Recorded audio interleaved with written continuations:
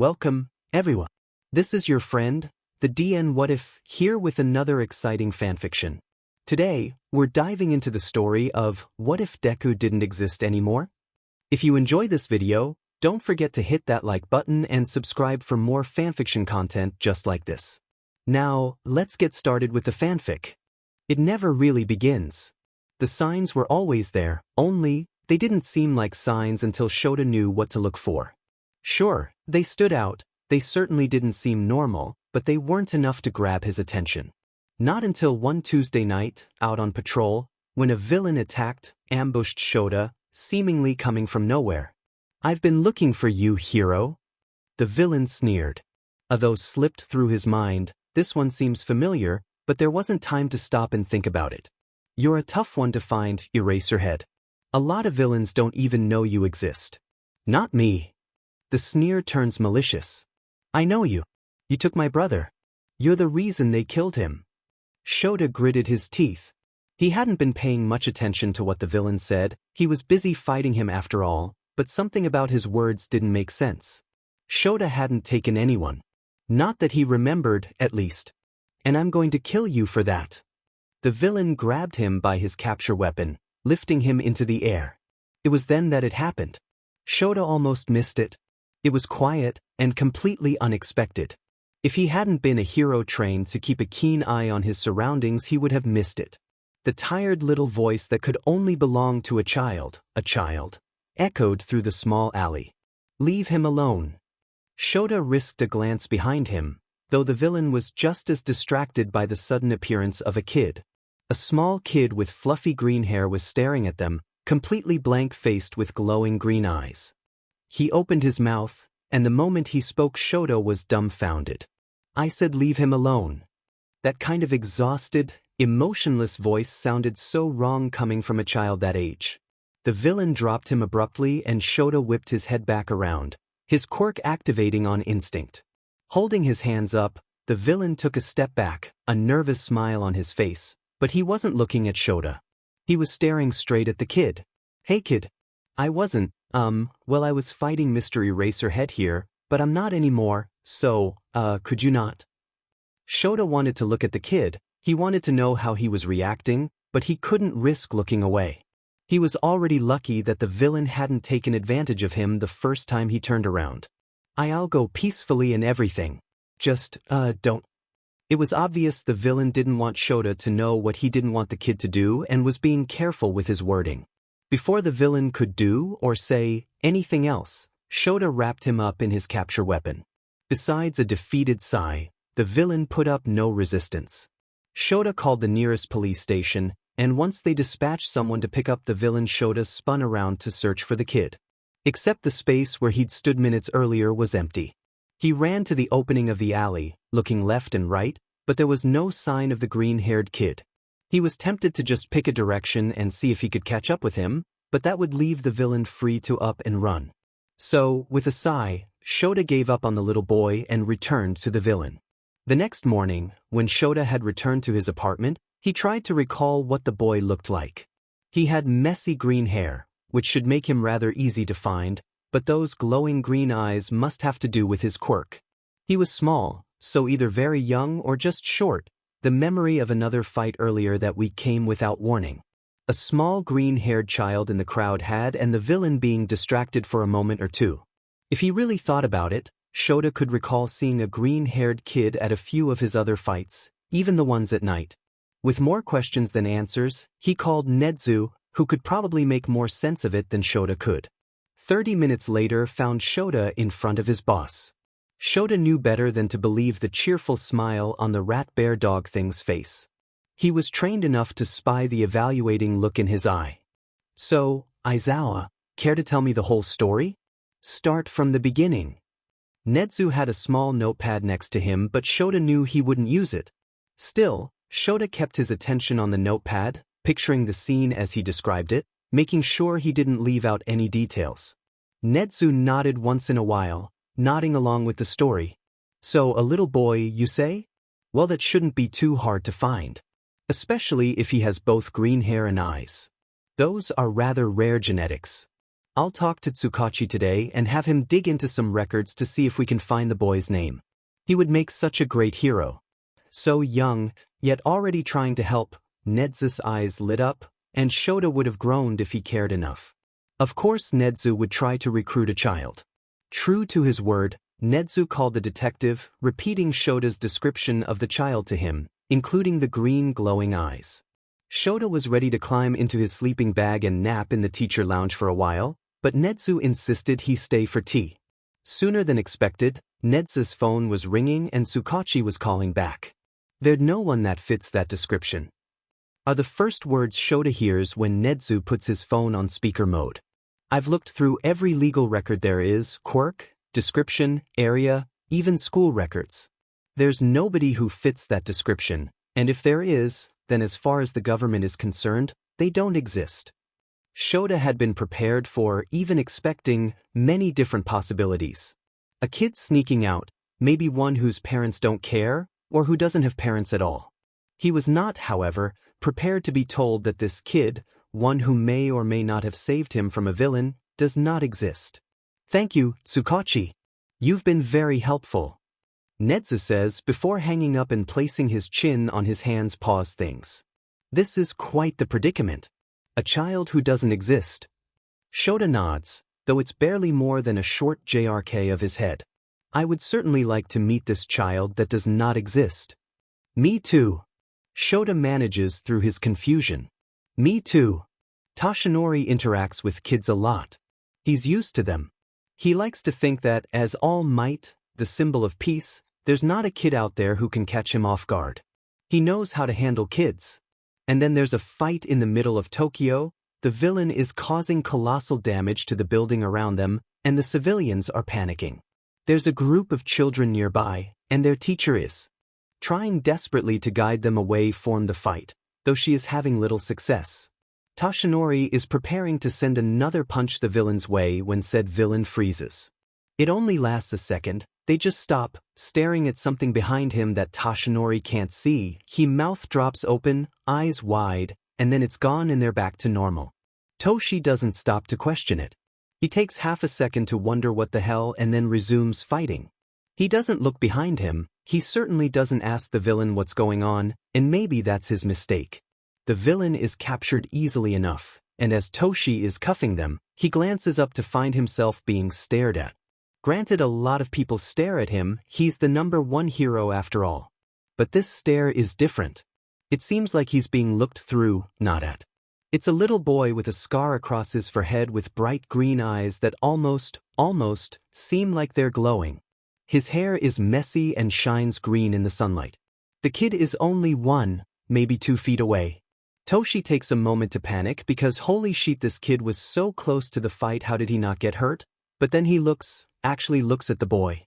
He appears dead on his feet, the glowing eyes rimmed with dark circles that tell of sleepless nights and many tears.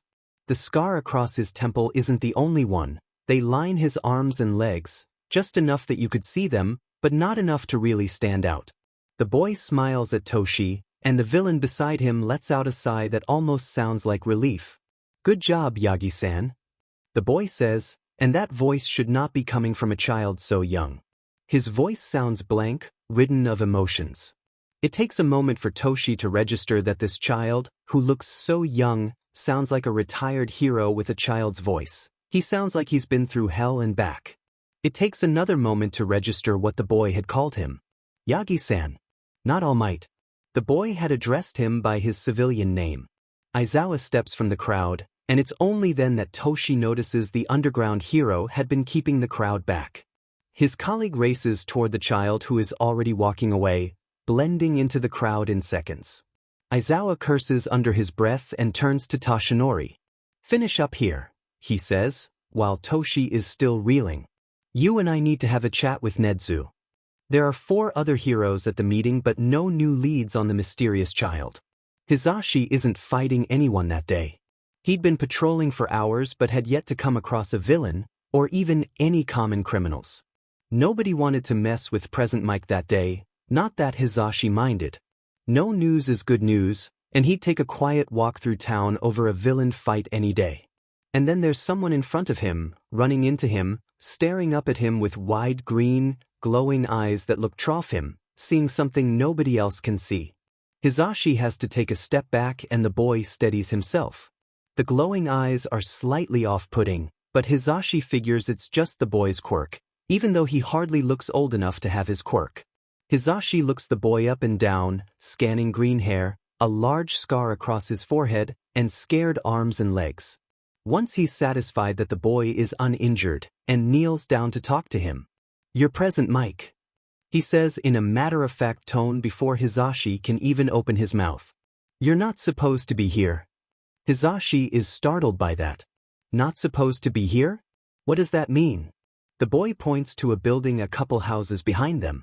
"You're supposed to be in there, fighting the villains and saving Kohei-chan." Hisashi looks between the boy and the seemingly abandoned building he's pointing to. "Kohei-chan as in Kohei Matagawa who was kidnapped 2 months ago?" Hisashi asks.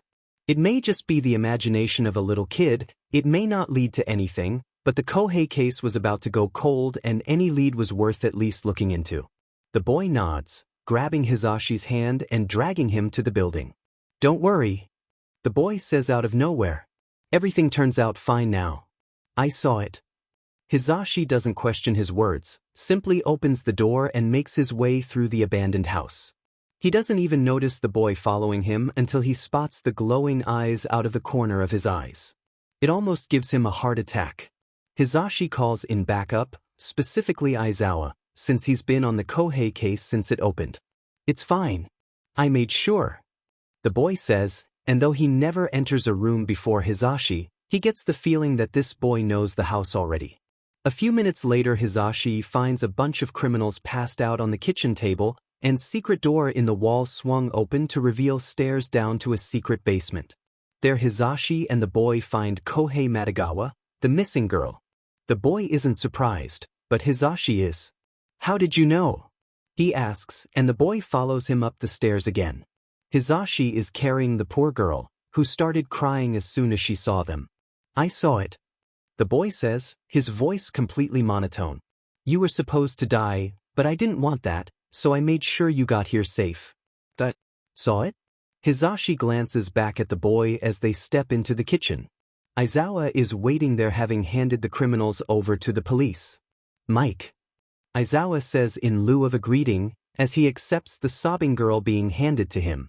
Hisashi turns around to face the boy, and it's then that Aizawa notices him and curses quietly. The boy stares emotionless, which is beginning to worry Hisashi. "You saw it? What exactly did you see?" he questions. Aizawa runs to get the girl to a paramedic outside. "You're deaf." "That's what I always see." Finally free to take a look at the boy, really look, Hisashi does not like what he sees.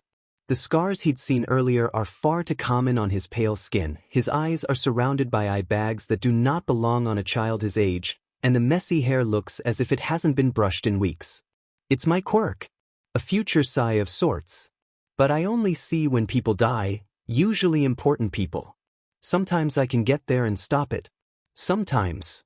The look in the boy's eyes speaks of horrors no one should have to see, much less a child. "Right," Hisashi says nervously, right as Aizawa coming sprinting back in. "You are not getting away from me this time, mystery child," he yells, but the boy is already on his way out the back door. Aizawa is quick to follow him, leaving Hisashi behind and very confused. It isn't until Aizawa returns a minute later, empty-handed, that Hisashi gets an answer.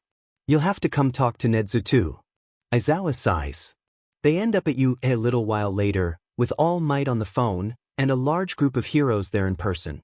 Nedu runs into the boy at the store, which is the last place he'd expected to meet him. It seems as if the boy had been looking for him specifically, seeing as he ran right up to Nedu, tugging on his arm to get his attention. Nedu turns to the boy, used to being grabbed by curious children. He blanks for a moment when he catches sight of curly, messy green hair that seems all too familiar, and glowing green eyes he's heard about so many times. The boy looks exactly as Nedu pictured him, small, scarred more than a child his age should be, tired eyes that seem to look through him, not quite at him. But this boy has a smile, a bright, cheerful smile Nedu had never been told about. It almost makes up for the dead look in his eyes. Almost. The boy blathers on, rambling far too fast for Nezu to hear what he's saying, much less understand it. He seems like little more than an excited child, and if Nezu hadn't heard the testimonies of over 20 heroes regarding this mysterious boy who does not exist, he might think that's all he is. An easily excited kid. But the boy is talking about things most kids don't make a habit of talking about. Hero fights nobody saw, heroes nobody's heard of, names nobody is supposed to know, and deaths that never happened. And then the boy stops to breath, and when he resumes talking he speaks slow enough for Nezu to listen, to understand. Don't. The boy says, suddenly serious, his glowing eyes trained on Nezu. They'll all be alright, everything will turn alright. There's no need to worry or do anything. Don't try to save anyone. Don't.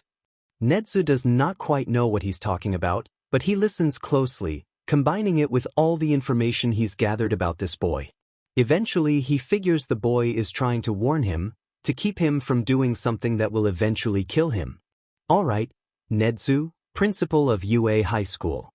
That startles Nezu, he wasn't expecting the boy to know exactly who he is. Don't do anything. The boy is gone just as fast as he appeared.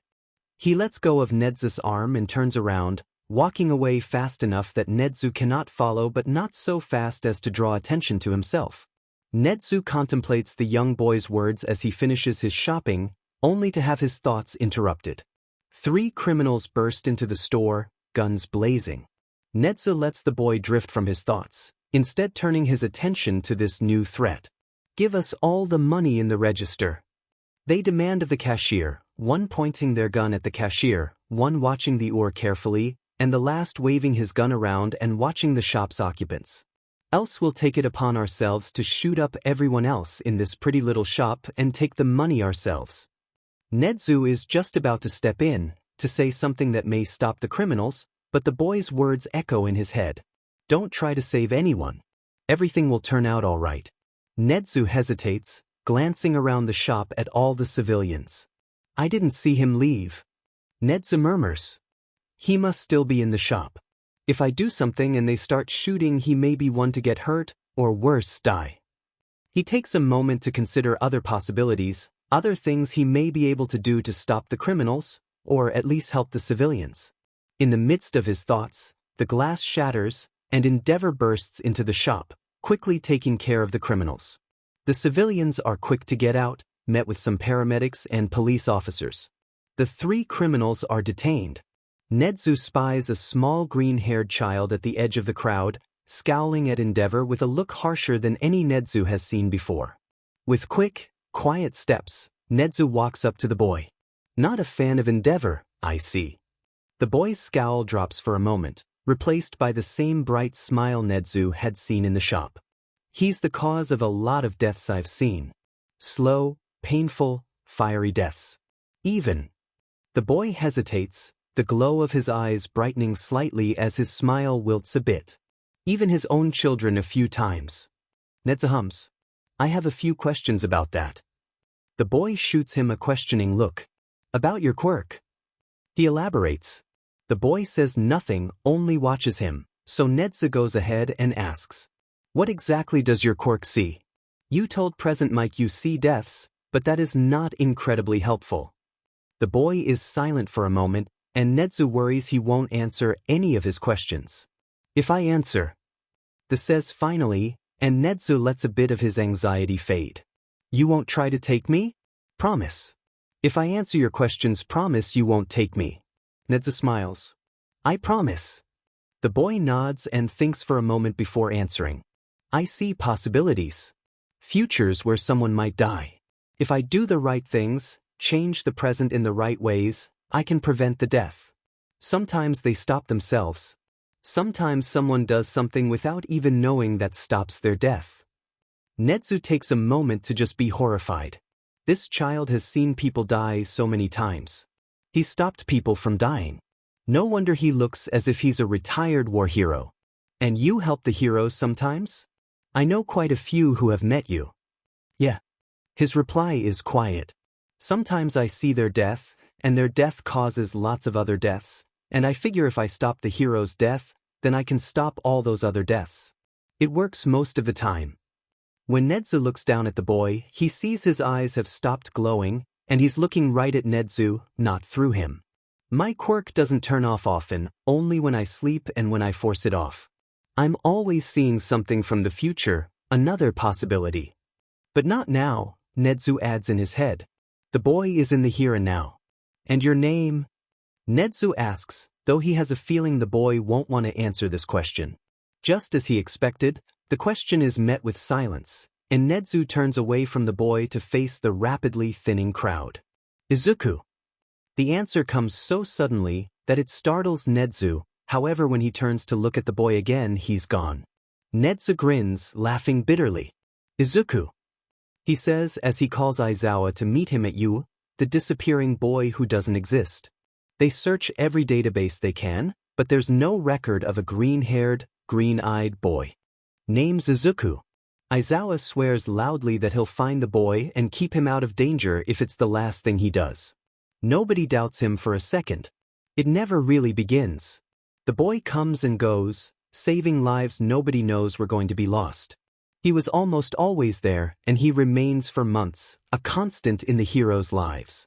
They become so used to the green eyes boy named Izuku that they aren't expecting it when it stops. It never really begins, but when it ends abruptly. It ended abruptly. One day he was there, showing up at villain fights, running into heroes, saving lives nobody knew were to be lost. The next he's gone, nowhere to be found, as if he never existed in the first place. They don't really notice at first, and when they do they don't worry much. It may not be normal, but it's not exactly unusual. Nezu promises any hero that asks to keep an eye on the situation, saying he'll keep an eye open for the boy. Shota doesn't ask. It's not that he doesn't trust Nezu, Shota just trusts himself more. If the little troublemaker was still showing up at villain fights, Shota might just go search for some villains to fight, but that wasn't happening, so instead Shota found himself perusing the part of town where he'd first met the problem child. After clearing that part of town, he made his way to some of the other places the boy had been spotted. The street where he ran into Present Mike, the area All Might had been fighting when he saw the boy, even the store where Nezu had run into him. All his efforts turned up fruitless, and the boy just as mysterious as before. Shota gave up for the night. Recalling the information Nezu had given them a few weeks prior, about his quirk, about the boy himself, about his name. Izuku. Shota grumbled. Perfect name for a problem child.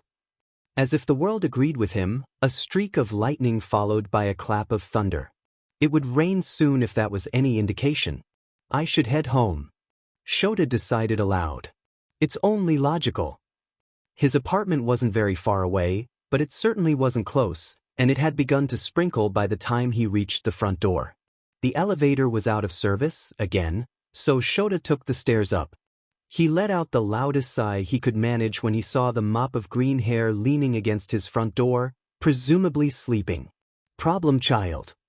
Are the first words out of Shota's mouth as he approaches, almost expecting the boy to disappear again. What are you doing here? The boys looked up slowly, and for a moment Shota doubted he had the right child. There were no glowing eyes, his hair actually looked brushed and styled, and the exhausted bags that had been prevalent every other time Shota had seen him were gone. If it weren't for the scar across his left temple, Izuku almost looked like an entirely different boy. Come on in, it's warmer inside than out here in the hallway. Izuku said nothing as he hefted himself up off the floor and followed Shota into the apartment. Shota paused once they were inside, taking a moment to really examine the problem child. He was quite a bit taller than the first time Shota had seen him, which was over a year ago. Izuku sat down on the couch, the usual glow in his eyes returning. Shota took one look at his kitchen and grabbed a takeout menu from the fridge. I'm ordering some katsudon for dinner. I'll get you a plate if you tell me what you like with it. A vague sound of acknowledgement was the only response he got. All right, I guess I'll just get you whatever. There was no contradiction, so Shota did just that. When all was said and done, and they were only waiting for the food to arrive, Shota sat down on the couch next to Izuku, who wasn't asleep but didn't seem to be very cognizant either, staring at the floor as if it held the secrets of the universe. I'm SRY. Izuku mumbled, before Shota could say anything else. I didn't mean to cause you any trouble, I won't even stay for long. I just didn't want to be alone. Shota shook his head, running a hand through his hair. There are a lot of people worried about you, you know? Shota said, and the boy finally looked up from the floor. Worried about me? This almost drew a laugh from Shota. Yeah, he said instead. That happens when you drop off the face of the earth for a month. A lot of people thought you were hurt, or worse, dead. It took a moment for the words to really register, and Shota watched as the boy's face shifted rapidly from horrified, to confused, to astounded, though he had no idea what kind of thoughts were going through his head to cause such reactions. Eventually the boy spoke, though it was not anything like Shota expected. Wahas. It was much quieter than expected. Still, Shota pinched the bridge of his nose. You're not causing us any trouble, Shota said, and though he would give anything to get this kid away from villain fights, Shota wasn't lying when he said that. The kid didn't interfere with the fight, only watched a little too close for comfort. And I don't mind having you here. I just worry about your parents. The kid took a sharp breath and let it out slowly. You shouldn't, Izuku said, and any emotion that had been in his voice was gone. It was the same dead, tired voice Shota heard a year ago when he first met the child. They're dead. And now Shota had even more questions than answers. Dead? Dead? So you're what? An orphan? Living on your own? On the streets? Shota tried to keep his voice even, to keep from yelling. He tried, he really did. But an orphan? Alone? Searching out villain fights? Where heroes were supposed to die. No. Shota was done. Absolutely done. Just no. You can stay here with me, or we can talk to Nedu. The glow in the boy's eyes brightened when Shota said his boss' name, and he remembered how Izuku had only openly spoken to Nedu before now. We'll find somewhere for you to live, someone to take care of you. You're what? 5. 7. That's even worse. Shota caught the beginnings of a smile on the boy's face, and figured if he was smiling he must not be totally against coming with him, letting them take care of him. You can stay here for tonight, in the guest bedroom, but tomorrow we're going to UA. U.A. Yes, UA, and we are going to get you taken care of. Shota finished decisively, with perfect timing too since the doorbell rang right then. Food is here, Izuku, why don't you wash your hands and you can eat? When Shota returned, arms laden with takeout boxes, Izuku was sitting silently at the kitchen table, eyes downcast once more. Are you sure I can stay? You're sure that's all right? I'm not causing you any trouble? Shota set the boxes down and ruffled Izuku's, his soon-to-be son's, hair. I've never been more sure of anything in my life. And Shota was rewarded with a dry, tired, but ever so happy laugh. They show up at UA the next morning, Izuku wearing some of Shota's old clothes. Shota had called Nedu before they came, informing him he had a very important and very delicate guest with him. He could almost feel the bear-mouse-dog thing's confusion over the phone, but Shota refused to elaborate. He knew a few of the heroes Izuku had helped would be here, they worked here after all, but Shota figured it would only overwhelm the kid if Nedu called in all the heroes. Would all the heroes even fit in the school? There were so many he'd lost count. Izuku seemed caught up in admiring the school itself as Shota led him through the school, carefully avoiding areas he knew student would be milling about. When they stepped into Nedu's office, Shota was almost proud of the utterly confused look on the principal's face. Izuku? Nedu questioned, just as surprised to see the little green-haired kid as Shota had been when he spied him in front of his door. Izuku, in turn, gave a half-hearted wave. Well, Aizawa, I'll be darned. You found him. As much as Shota wanted to agree, to take the credit, he knew the other heroes were searching too, but nobody had succeeded. Shota figured honesty would be best, especially with the kid around. Actually, it's more like he found me. Oh. Nedu raised an eyebrow, steepling his hands. Pause. Whatever. Care to elaborate, Aizawa? You should feel free to chime in whenever you feel like it, Izuku. So, with a sigh, Aizawa explained how he'd found Izuku in front of his apartment, repeating the conversation they'd had, including what he'd told and been told. I see. Nedu said after a while. It had taken him a moment to really digest the whole story. You look rather small for your age, Izuku. Have you been eating all right? Living on the streets so young can be tough. For the first time since they had arrived, Izuku spoke. It wasn't the tired, retired hero voice, but it wasn't excitable child voice either. It was more like a mature adult trying to talk through their emotions. I'm fine. I'm not exactly on the streets, and my parents left me enough to get by. Izuku shrugged, but Shota had too many questions zipping through his mind to really notice. I've been doing pretty alright for myself, all things considered. Nedu seemed to be on the same wavelength as Shota, because he asked the very question stuck in his mind. Your parents left you enough to get by? Enough of what? Izuku's eyes sharpened, the glow getting slightly brighter. Money, legacy, reputation. Just as quickly as it appeared, the sharp look was gone, and Izuku was back to the little kid Shota recognized. Right. Nedu said, the answer seeming to have caught him just as off guard as it did Shota. Well, I suppose we'll have to find you someplace to stay. Izuku opened his mouth, but Nedu kept talking. You could stay here and we could build those dorms I've been planning a bit early, or you could stay with a teacher. We should be able to set you up with a legal identity easily enough, and school won't be much of a problem once that's taken care of. All we really have to find is a home for you. And Shota was speaking before he could even register the words in his brain. He can stay with me. Well, Shota didn't regret it, not one bit. I don't want to cause you any more trouble, Izuku said, in the same sad quiet voice he had the night before. Shota smiled because that meant he wanted to, he just didn't know if Shota wanted to. It's no trouble at all. He promised. Well then it's settled. I'll call Tsukachi at lunch and we'll figure out all the legal technicalities. You go on now. Aizawa, you have a class to teach. I'm sure Izuku will be fine hanging out in the teacher's lounge until the day is over. And with that, Shota had a new family, a new son. One with messy green hair and glowing green eyes. Hisashi didn't know what to expect really. It certainly wasn't this. He knew Nedu had a meeting that morning that was apparently very important and very delicate, so nobody was to interrupt it for any reason at all. He expected the meeting to last a while, it did. He expected Nedu to announce something very important he hadn't yet. He expected Aizawa to ignore most of it and sleep, from experience.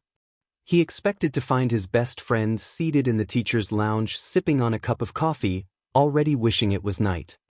He did not expect to find a very alive green-haired boy seated next to him reading the newspaper and drinking orange juice. Can you really blame him though? A lot of people thought the boy dead. You're the boy who solved the Kohei case, Hisashi said, drawing both of their attention to him. It was months ago when that happened, but it as so out of the blue Hisashi just could not forget it. You saved a lot of people's lives, heroes and civilians alike. Hisashi said after no one reacted to his initial statement. Yeah. The boy said, as if what Hisashi had just said was the most normal thing in the world. I do that a lot. Aizawa, his supposedly best friend, grinned. The traitor. Yamada. He greeted. Meet my new son. Midnight later says that the resulting screech could be heard on the other side of the school. All Might claims he could hear it from the other side of the world. The first few times it happens, Izuku doesn't quite understand what's going on.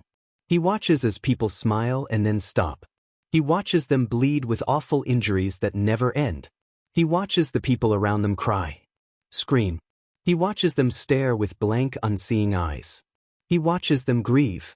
But he doesn't understand. And then Mama tells him about death. How sometimes people go away and they never, ever come back. It's a sad thought, and suddenly Izuku knows why they were crying. Sometimes Izuku cries with them. After a while, he sees them more often. The sad people, the hurting people, the people going away, the people who die. He sees some people more than once. He sees some a lot. He sees some die surrounded by family, crying, hugging, loving family. He sees some die alone, a knife through their heart, and no one to remember them. Izuku remembers those. He has a notebook dedicated to the alone ones. Then he starts to recognize them. The first one is on TV. She has funny green hair, different from Izuku's, and she laughs a lot. He asks his mama about her. She tells him she's a hero. He says it without thinking. He doesn't quite understand what it means yet. She died 4 times. His mama looks something between sad and horrified, but Izuku is only confused. If she went away 4 times, how is she still here on TV being a hero? Oh, Izuku, Mama says in her not sad but not happy voice. I wonder what you really see. Are you seeing people dying? She is in a deep breath, and Izuku stares. Or are you see how people could die?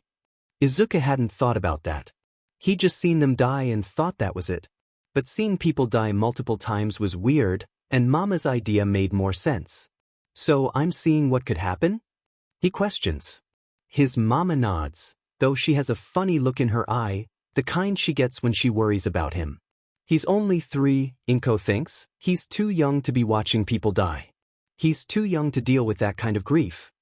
Izuku turns back to the TV happily. As he watches the hero on screen, he shares more unsettling facts with his mother. She died laughing 3 times. He provides and continues at Mama's sharp breath. She was sleeping the last time. But she looked happy. Maybe she was having a good dream. Mama nods. Papa comes home soon after that. Izuku happily repeats everything he'd told Mama. Papa doesn't look the same way Mama did. Papa looks proud. Izuku feels proud. He sees the heroes on TV, he sees them die, he watches them fight villains, he sees them cry, he watches them save civilians, he sees them scream, he watches them smile as they help. Izuku doesn't meet one in person until a few months later. Papa takes him to the park where he's going to meet one of his mama's friends. They have another child. Izuku's seen children die, he's watched them get hurt and stop. He's watched them cry for their dying parent, he's seen them die quietly. Izuku doesn't think about that, and Papa is excited for Izuku to make his first friend. Izuku is excited too, but he's distracted by the loud noises coming from nearby. The person Izuku meets is soft and quiet, and very unlike his son who is loud and brash and curses almost as much as All Might. Izuku watched All Might die 14 times, 7 of those times because of the same villain. The man is very nice, and hold his hand out for Izuku to shake. His son scowls at Izuku. Papa told Izuku before he came to be polite and nice and say hello, and Izuku wants to. He likes Bakugo, but he also recognizes him. He doesn't exactly mean to say it, the words just come spilling out of his mouth before he can stop them. You died. Twice I think, but you were also there when the angry lady died. Nobody says anything. They usually don't when Izuku tells them about his quirk, but it makes Izuku nervous nonetheless. Papa is the first to react. I'm sorry, Papa says, tugging Izuku back, away from the nice man. It's just his quirk. The nice man looks like he wants to say something, but before he does, the angry blonde who curses a lot speaks. Your quirk? He asks, and Izuku stares at him. He'd never seen this boy die, but he was there when the nice man died, and when the angry yelling lady died. Izuku nods, but otherwise does not answer. You're only my age, Dad told me so. Why do you have your quirk already? The boy gets very angry, and for a second Izuku sees someone else, like him but taller and angrier, with explosions coming out of his palms, yelling at Izuku. For a split second Izuku hurts, and there's blood on his hands, scars that weren't there before, and Izuku is smiling, but it's not a happy smile but Papa is there, shaking his shoulder gently. The nice man and the boy are looking at him oddly, but in the back of his head he still sees the blood and the pain and the death. Papa? He asks. Instead of answering the loud boy's question, he's already forgotten what he asked. Can I see my own death? They don't answer him, not today, not ever, but they don't have to. Not when Izuku saw it for himself. Mama tells him later not to think about it too much. She tells him it's only a possibility. Izuku dreams about it that night. It's not what he usually sees, just the memory of what he saw. Izuku decides the next morning he wants to befriend the loud, angry boy. He never gets the chance. Mama cries when he tells her he saw her and Papa die. He wants to cry too, but in the back of his mind he's watching another hero die, and he just can't bring himself to cry. He wants to stop. He doesn't want to see it, it won't turn off. Mama looks at him after crying, and Izuku hugs her with everything he has. They hug again later, when Papa's home and Izuku tells him. They both inform Izuku that his eyes are glowing, and Izuku tells them he can't turn it off, and the people dying behind his eyes won't go away. They tell him not to worry, it'll stop eventually, when he learns how to use his quirk. It doesn't stop. It gets worse. They tell him the truth on his 4th birthday. Mama says she doesn't want to lie to Izuku anymore. Izuku thinks she just doesn't want to die having not told him the truth. They bring out funny clothes and devices. Mama's looks like the heroes on the TV. Papa's looks like the villains they fight. Mama was a hero once. She tells him softly, showing him a picture on the computer. It looks like Mama but different. And Papa was a villain. But we fell in love and had you, so we both stopped. We wanted to give you the happiest life we could, but we couldn't do that if we were always out working. I love you, Mama. You too, Papa. Izuku says, but in the back of his mind he sees her die protecting him. He sees Papa die from his grief. He doesn't tell them what he sees. He stopped telling them after the first time he saw them die. Warning: suicide. Do not read if that will trigger you, please. This is not very important to the plot. Skip to the next line if this will in any way trigger you. You have been warned. No death is ever as vivid and real as his own. With others' death we watches as an outsider, someone there to view, but when he dies he sees it from his own eyes, he feels what the other Izuku feels. He dies with them. The second time, the first he later realizes, was when he met the nice man and his angry son. That was the first time he felt himself die. Izuku doesn't see much. There's a tightness in his chest and goo surrounding him. He tries to move but he can't, he never can. Whatever's surrounding him is alive, and it's saying something, but Izuku can't hear, he can't breath. Izuku is drowning, drowning, drowning, drowning. He closes his eyes and then he's not. The next death is playing in his head and Izuku died. The third time is worse. Izuku is high up, and the ground is so far away. There are people there, so many people, and Izuku doesn't want them to see. He knows what's coming and he doesn't want anyone to see, to be there for that. He shuffles a little closer to the edge. Izuku wants to close his eyes, but his eyes aren't what's seeing this. He turns around, and the other Izuku takes a deep breath and steps back. The door to the roof he's standing on slams open. He meets Crimson Eyes and then he's falling. Izuku closes his eyes and then the next death is playing. The fourth time is quiet. Izuku is in a hospital room. There are people around him, people he doesn't know, people he's never met, but people this Izuku loves. They cry a little, but Izuku smiles and they smile back. He's not afraid this time. He dies peacefully. This Izuku goes and he doesn't mind. He stops counting after the 5th time. He tries not to remember, who wants to remember their own death? But the vivid pictures give him nightmares for years. Izuku isn't surprised when Mama and Papa die 3 weeks before he turns 5. He's seen it multiple times in multiple ways, and no matter what he did, he couldn't stop it. That doesn't make it hurt any less. He doesn't cry at the funeral. He hasn't cried since he first told Mama he saw her die. Nobody else there notices him. They don't know Mama and Papa had a child. They don't know who Izuku is. They are there because Mama was a hero and saved people. They think he's there for the same reason. Izuku learns that the government doesn't know about him. They don't know about Papa either, which Izuku thinks is even sadder than that. Izuku is alone now.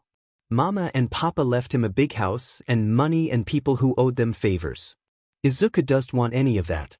He wants his parents back. They don't come back. Izuku lives alone in the big house for a year. He learns how to take care of himself from the nice elderly lady across the street. She teaches him to do laundry, cook, clean. Izuku sees her die before she does. He doesn't cry. There's someone in the deaths that Izuku sees more than he sees anyone else. He's a hero, this Izuku knows by how he dies, but he's not a hero Izuku has seen or heard of. Izuku follows him sometimes, just to make sure he doesn't die, but Izuku is only 6, and even though the villains are scared of him for now, it won't take them long to figure out his papa is dead.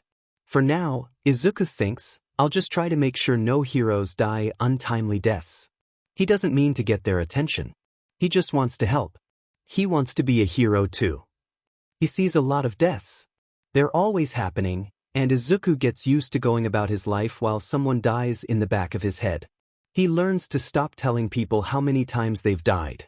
He still keeps the journal for the ones that dies alone, only this time his mama and papa aren't there to help him write. Izuku watches the heroes on TV, sometimes he goes out and watches them in real life. Just to make sure they don't die, he tells himself. Not because I'm a big hero fan. He learns their names and their quirks, but he never forgets the one hero, Aizawa Shota, underground hero Eraserhead, who dies more times in his head than anyone else. And then Izuku is 6.5 and Aizawa is fighting a villain in an alley. He's supposed to die. Izuku's seen it a few times. There are various ways he could die. All Izuku knows for certain is that he does die. But he doesn't. The villain catches sight of Izuku, and Izuku, summoning all his courage, tries to sound scary like his papa and tells him to leave him alone. And it works. Aizawa doesn't die, and Izuku gets out unscathed. There are other heroes too. Heroes that are supposed to die, but heroes that Izuku saves. Heroes he helps. He meets All Might one day. All Might dies a lot. Not as much as Aizawa, but a lot. Izuku watches the fight. While everyone else runs away, Izuku stays. People around him ignore Izuku, not that he minds. All Might, Yagi Tashinori, doesn't notice him until after the villain is captured. Izuku stares at him, and he almost smiles at the look on the hero's face. Good job, Yagi-san. He tells the hero. He deserves it. All Might saves a lot of lives, he stops a lot of the deaths Izuku sees. He also dies a lot, mostly because of one villain. He walks away before anyone can ask him who he is. He doesn't have an answer for that. There are footsteps behind him. Izuku ignores them until they go away. Izuku searches for Present Mike. He watches the girl, Keihi Matagawa, die by her captor's hands so many times. She cries every time. Present Mike tries to save her a dozen times, but the criminals kill him too. So Izuku kills them before they can kill anyone else. It's not hard. A little poison in their tea and nobody will notice. He regrets it at first, but when he runs into Present Mike, when they take the girl out of the basement, when he sees their grateful faces and how relieved they are, Izuku doesn't mind. He hopes he doesn't have to do it again. Taking a life is not easy on an almost 7-year-old, but he's GLA he did. He's glad he prevented another death. He leaves out the back door before the police can question him. He swears someone times to follow him, but when he turns around there's nobody there but an empty street. Maybe he said a little more than he should have. Maybe it's making him paranoid. Nedu is different. This time, Izuku is honest. He tells him what to do, or what not to do. Everything turns out fine. Except for Endeavor showing up, Izuku does not like Endeavor, not one bit. Nedu asks questions, and Izuku answers to the best of his ability. I've seen Endeavor kill his own children a few times. Slow, painful, fiery deaths. So no, I'm not a fan of Endeavor. I see possibilities. Futures where someone might die. If I do the right things, change the present in the right ways, I can prevent the death. Sometimes they stop themselves. Sometimes someone does something without even knowing that stops their death. Sometimes I see the hero's death, and their death causes lots of other deaths, and I figure if I stop the hero's death, then I can stop all those other deaths. It works most of the time. My quirk doesn't turn off often, only when I sleep and when I force it off. I'm always seeing something. From the future, another possibility. Izuku. My name is Izuku. A hero looks death right in the eyes and says, not today. It's been a year since it happened. This month is the anniversary of his parents' death. Izuku is 7.5 and he just can't bring himself to leave the house. He sees people die behind his eyes, but the outside seems so scary when all he can think about is this is when Mama and Papa died. He visits their grave, leaves flowers for them. He doesn't cry, but he does sleep. It seems like sleeping is all he does all day every day. He's so lonely. He saw his parents die so many times but it never quite set in that they were dead. Izuku never gave himself the chance to grieve. So grieve he does. He hides away in his house for a month, then 2, and he lets himself cry, and grieve, and hurt. And it feels freeing. But it hurts to be alone for so long, with nobody else in this big empty house. He finds himself asleep against the door of Aizawa's apartment. He doesn't know how he got there, he doesn't remember leaving the house. He's glad he's here. He doesn't want to be alone. It takes a couple weeks for Izuku to really warm up to them, but when he does he's bouncing around and rambling like he had when his parents were alive. He calls Shota Dad, not Papa. He and Papa are two different people who Izuku will love and remember separately.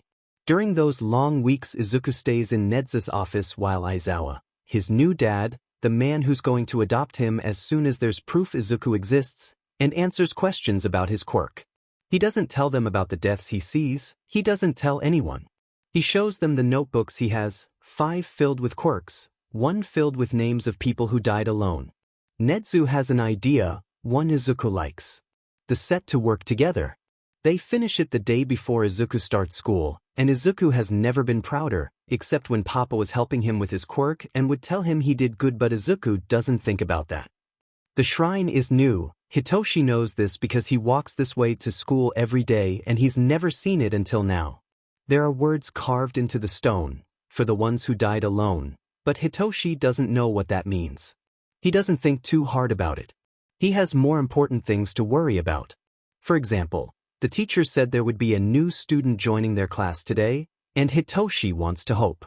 He wants to hope that this one will be different, nice, won't call him a villain. He wants to hope that this one will be his friend. Except he's hoped before, and it only made it more painful when they turned out just like the rest. So Hitoshi walks to school and ignores the ache in his chest. Everyone ignores him for the most part, and Hitoshi is thankful. It's worse if they hit him, he thinks, but because of his quirk they all just avoid him. It's not much better, but loneliness is easier to deal with than pain. Hitoshi gets to the classroom early to wipe the evil words off his desk. They're there every morning, so he knows what to do. Except he's not the only one there, there's already somebody else in the classroom, standing in front of Hitoshi's desk, and he doesn't look happy. Hitoshi hesitates. He could wait for the boy to leave and then clean off his desk, but that might be too late. So, Hitoshi enters the classroom as quietly as he can, hoping this boy will leave him alone like all the others. It doesn't work. Hitoshi hardly takes 2 steps before the boy lifts his head to look at Hitoshi. It's not very nice, he says slowly, to tell somebody to kill themselves. Hitoshi agrees, but he doesn't say anything, frozen by the boy's gaze. He looks tired, with bags beneath his eyes that could rival Hitoshi's. It's nice to meet you, the boy says after Hitoshi doesn't reply. You're new, Hitoshi says dumbly. He immediately regrets it because everyone gets scared when he speaks. His mouth shuts quickly with an audible click, but the damage is done. Yeah. The boy shrugs. I'm new.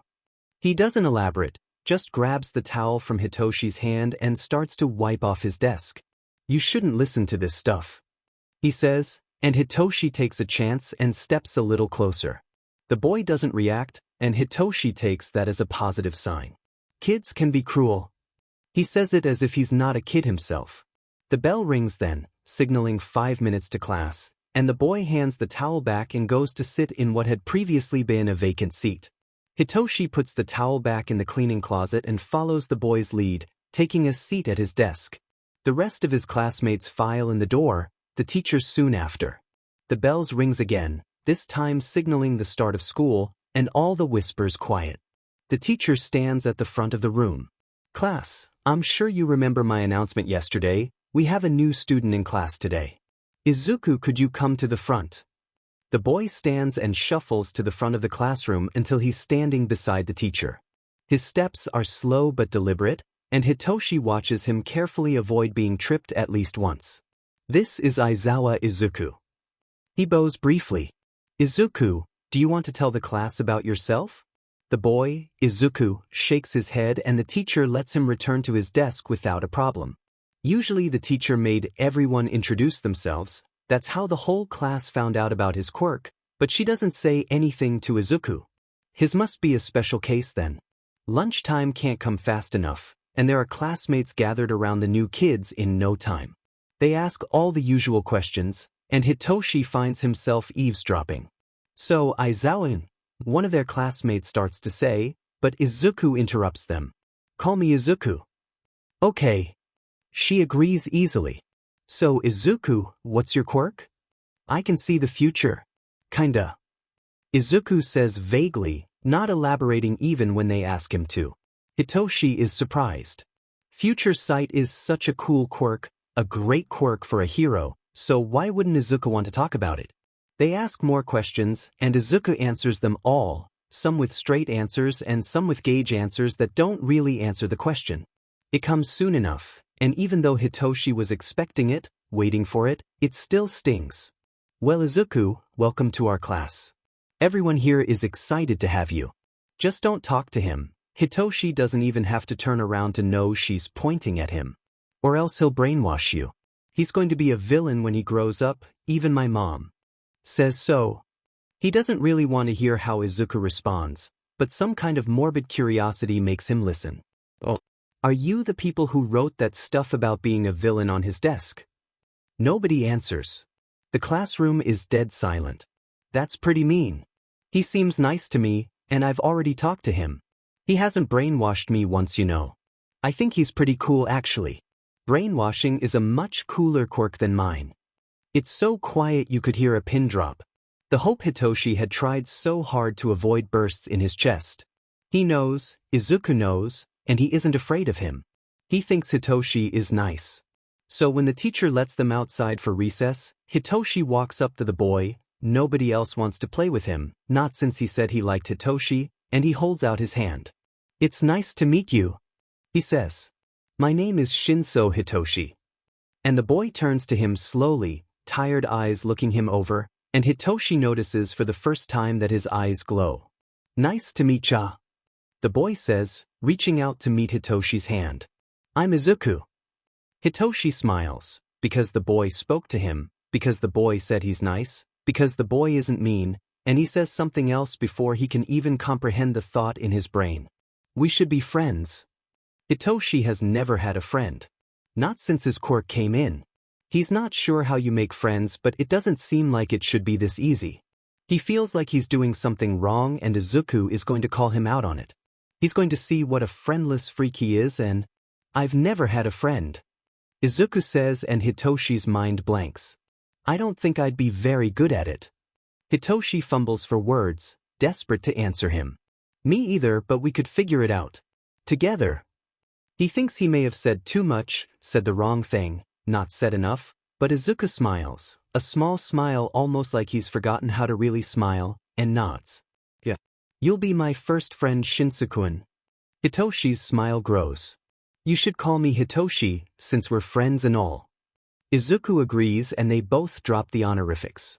Later, when Izuku invited him to come over to his house to play, Hitoshi will forget the tight feeling of loneliness that sat in his chest that very morning. The first thing Izuku asks when he gets home from his first day of school is if he can have a friend over to play. Shota agrees easily, just happy that the kid, his son, is making friends. The second thing he asks is how to file a quirk discrimination report. Shota doesn't question it, afraid that pushing the boy past what he is willing to share will have a negative effect. He explains the process as best he can. Izuku nods along and there are not more questions after that. Instead, Izuku tells him about his first day of school, and as he explains what happened after he reached the classroom, his question about filing for quirk discrimination makes more sense. There were awful things on his desk. Really awful things. They called him a villain and told him to kill himself and even worse things. Izuku scoffed. They wouldn't say that if they'd ever seen someone do it. If they knew what it was like. Izuku speaks as if from experience, and that worries Shota more than anything. But Hitoshi is great. He didn't even ask about my quirk. We're friends now. Is he the person you wanted to have over to play? Shota asks gently. He's still new at being a dad. Yeah. Shota nods. He doesn't meet Hitoshi for another 2 days, but Izuku talks about him almost as much as he talks about heroes and quirks. When Hitoshi does come to visit, he is simultaneously nothing like what Shota expected and exactly what he expected. Hitoshi doesn't want Izuku to come to his house. His parents, foster parents, if you can even call them that, are mean and they don't like Hitoshi. Izuku is much too nice for Hitoshi's parents. So instead Hitoshi goes to Izuku's house after school. Izuku leads him to an apartment building only a block away from the school. He points out the shrine when they pass it, and Hitoshi wonders aloud who built it. Izuku smiles but doesn't answer. The building itself seems inconspicuous, but there are people killing about the lobby that seem very familiar to Hitoshi, only he's never met them before. Izuku waves to them all, and they wave back, exchanging a quick greeting. They head up the stairs, past the broken elevator. Izuku says it's always broken, Hitoshi doesn't question it. The walk up to the tippy-top floor, but the building only has 4 stories so it's not so bad. Hitoshi follows Izuku into what he assumes is his friend's apartment. They tow their shoes off in the entranceway, and Izuku walks inside. There's a man there, lounging on the couch, papers spread out in front of him, with long dark hair, red eyes, and eye bags to rival Izuku's. Hitoshi freezes in the doorway. "Hi, Dad," Izuku says as he keeps walking. He stops when he notices Hitoshi isn't following him. You're Eraserhead," Hitoshi exclaims, pointing at the man. It takes a moment for it to register, but when it does he turns to Izuku incredulously. "Your dad is Eraserhead?" Izuku looks confused for a moment but that fades and eventually he nods. Hitoshi is too starstruck to ask all the questions he's been waiting years to ask, so he gives in as Izuku drags him down the hallway to his bedroom. The room is rather plain. The walls are a pale yellow, the floor the same dark wood as the rest of the apartment, though there is a monotone rug dropped across the middle of the floor. A twin bed is pushed up against the back wall, and a dresser sits at the foot of the bed. There aren't a lot of decorations, a couple shelves on the walls and a large bookcase taking up the entire wall next to the door. There are a few books on the bookcase, but it's mostly filled with notebooks. It doesn't look like a kid's bedroom, and when Hitoshi voices his thoughts aloud, Izuku only shrugs. "I've only been here for 3 weeks. Izuku says, which catches Hitoshi off guard. "And Dad only officially adopted me a week ago." Izuku doesn't seem to notice Hitoshi reeling behind him. "You're adopted?" Hitoshi asks, terribly confused. He receives a nod in response. Hitoshi, having no other questions, just follows Izuku as they sit down on his bed. Izuku grabs a notebook with a large number 7 on it, and Hitoshi leans over his shoulder to watch as Izuku scribbles some information on their classmates' quirks. "Am I in there?" Hitoshi asks after a couple minutes. "Yeah," Izuku says, flipping to another page lined with details regarding Hitoshi's quirk. Details Hitoshi doesn't remember telling him. Details Hitoshi didn't even know himself. When Izuku finishes they stare at each other for a bit. "I've never had a friend over before," Izuku admits, though it isn't much of a surprise because neither had Hitoshi. "I've never been to a friend's house before," Hitoshi concedes. They sit awkwardly for a moment before Eraserhead, Izuku's dad, Aizawa, comes into the room. "Hey kiddo, Shinso-kun, you guys up for some ice cream?" Izuku is quick to jump off the bed and agree, and Hitoshi doesn't hesitate to follow. Aizawa-san waits for them to put on their shoes before herding them outside. The trip to the ice cream shop is short, and Izuku bounces around as they walk. His enthusiasm is contagious and soon Hitoshi finds himself running around excitedly too. Aizawa-san sighs, mumbling something that sounds suspiciously like, "Great, now there's 2 of them." They get their ice cream. Hitoshi gets blueberry, Izuku gets pistachio, Aizawa-san gets plain vanilla, and find a seat in a large corner booth. Izuku chats animatedly while they eat, and the sugar seems to only make him more hyper. Aizawa-san listens to Izuku ramble and offers him his remaining vanilla ice cream when Izuku finishes his pistachio. While Izuku is devouring his second scoop of ice cream, Aizawa-san turns to Hitoshi. "Izuku told me a bit about your quirk, and how people treat you because of it." Hitoshi feels the sudden nerves like a football to the chest. "Your family," Aizawa-san pauses, likely trying to think of the best way to word his question. "Do they treat you all right?" Hitoshi shakes.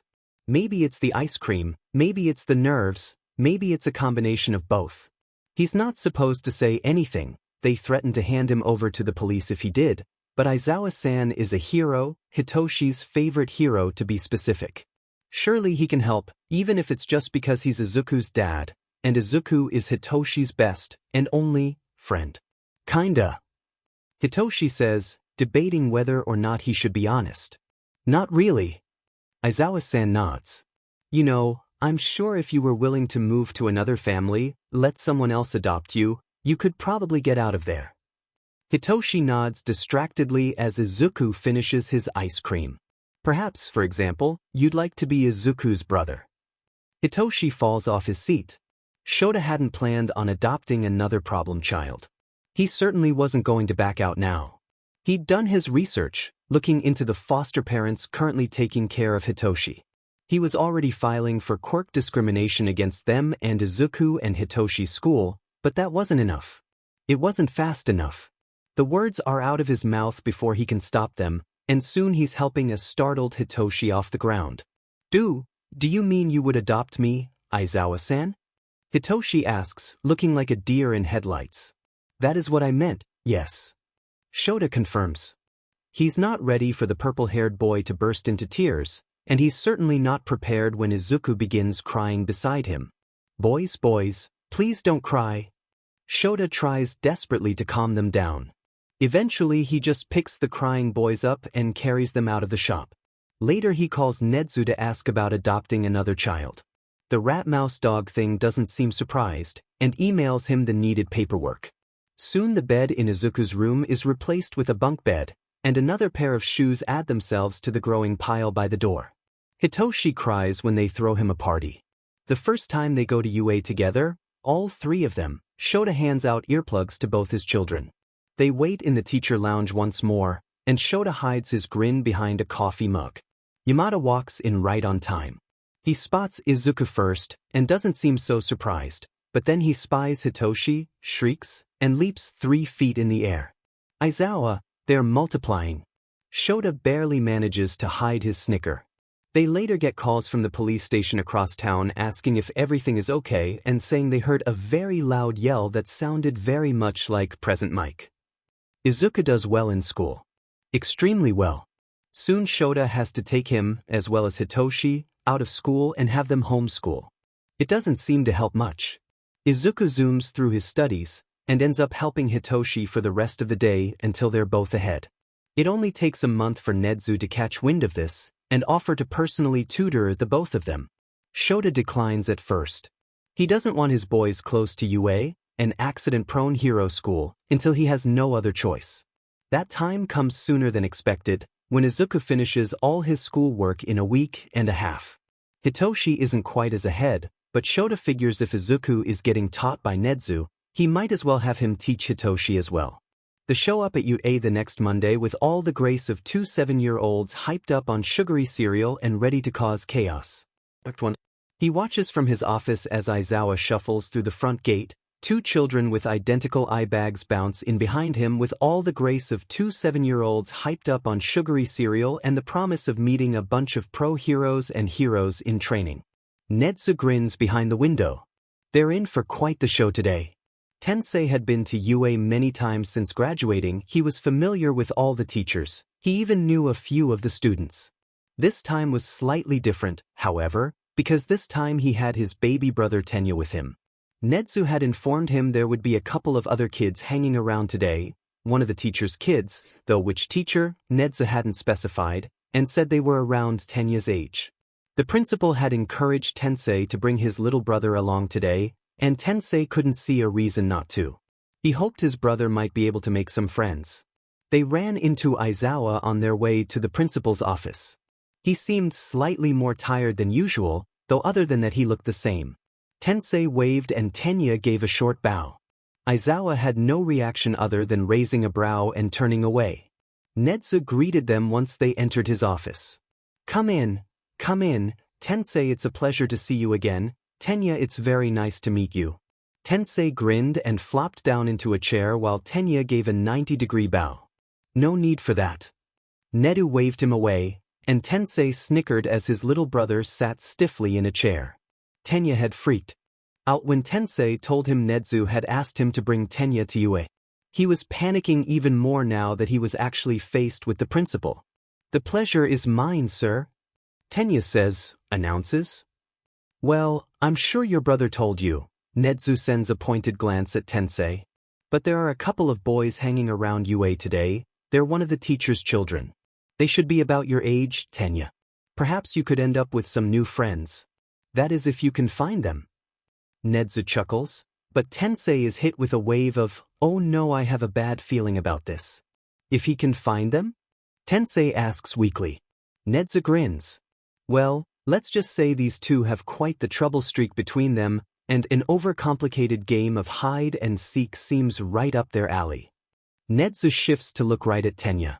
Tenya, you have my permission to explore any open and unlocked areas of UA. As long as you explain your situation, the teachers should have no problem with it. If you ask, they might let you into the teacher's lounge as well. After you find the boys, you're welcome to do whatever else you want to, though I'd be willing to bet you'll end up spending the rest of the day with the others. Tenya nods, and Tensei lets out a sigh of relief as he leaves Nedu's office.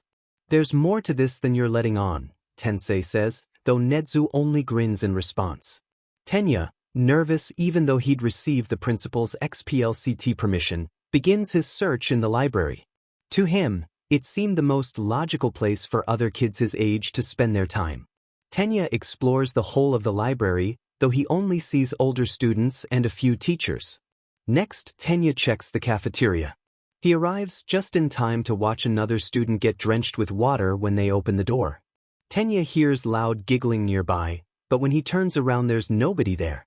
The cafeteria is almost empty since school is already in session and it's nowhere near lunchtime. There are a couple of groups of students loitering about. Tenya wants to tell them how rude it is to loiter, but they are older than him and that would be very inappropriate. Most likely because this is their free PRD. Tenya looks at each group, though none of them are anywhere near his age. Tenya runs into Midnight on his way to the bathrooms, another likely spot to find his soon-to-be friends, and she happily agrees to help him in his task. Not before a very carefully worded warning, though. Look, little ingenium, Aizu and Toshi do not like other kids much. If you want to be their friend, you gotta prove it. They want to play a game, so you play. Just watch out. Midnight pauses, then adds, as if it's an afterthought. Don't want to get hit with a water bucket. Tenya agrees wholeheartedly, and Midnight leads him to the teacher's lounge, where the same man he and Tensei had seen at the entrance. He holds a mug of what Tenya assumes is coffee and sits on a couch.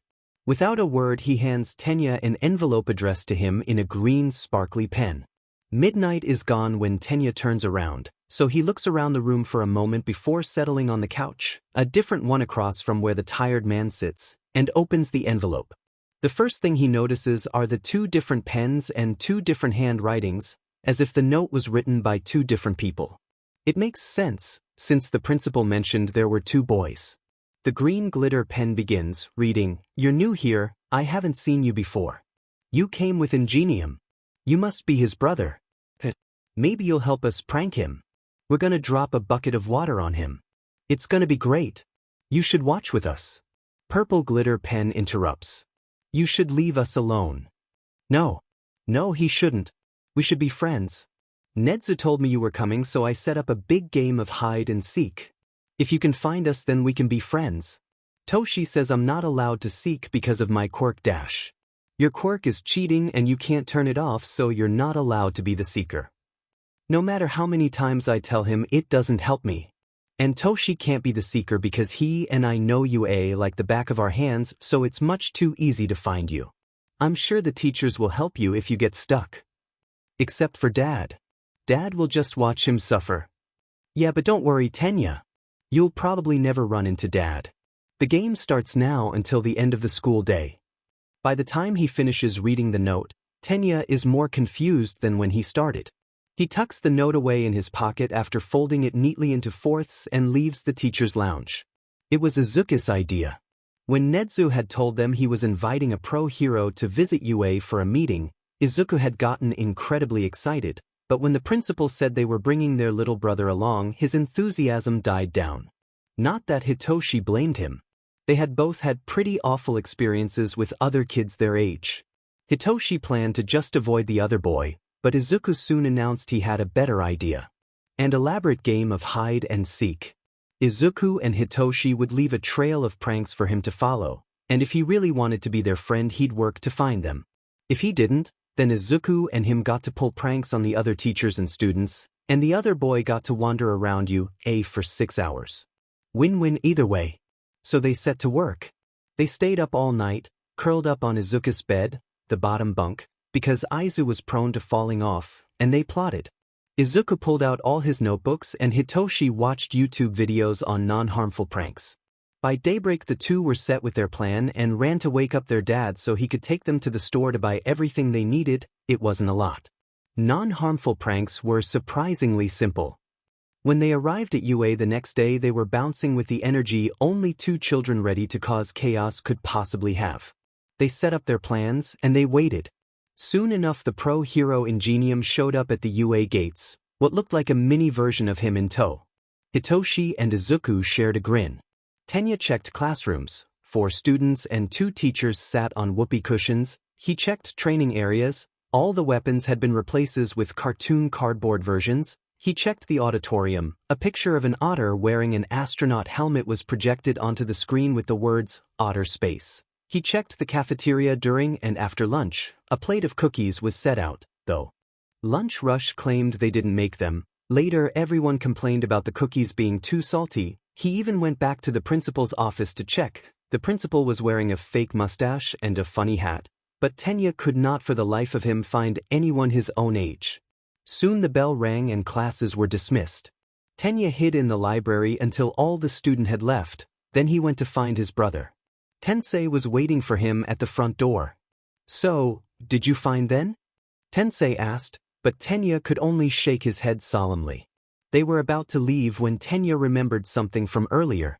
Something the note had said. "You're all dry?" He asked his brother. "Yeah." Tensei nodded. "I was lucky. I haven't been pranked yet, but I saw quite a few of the teachers get hit." "You haven't been? Hey, wait."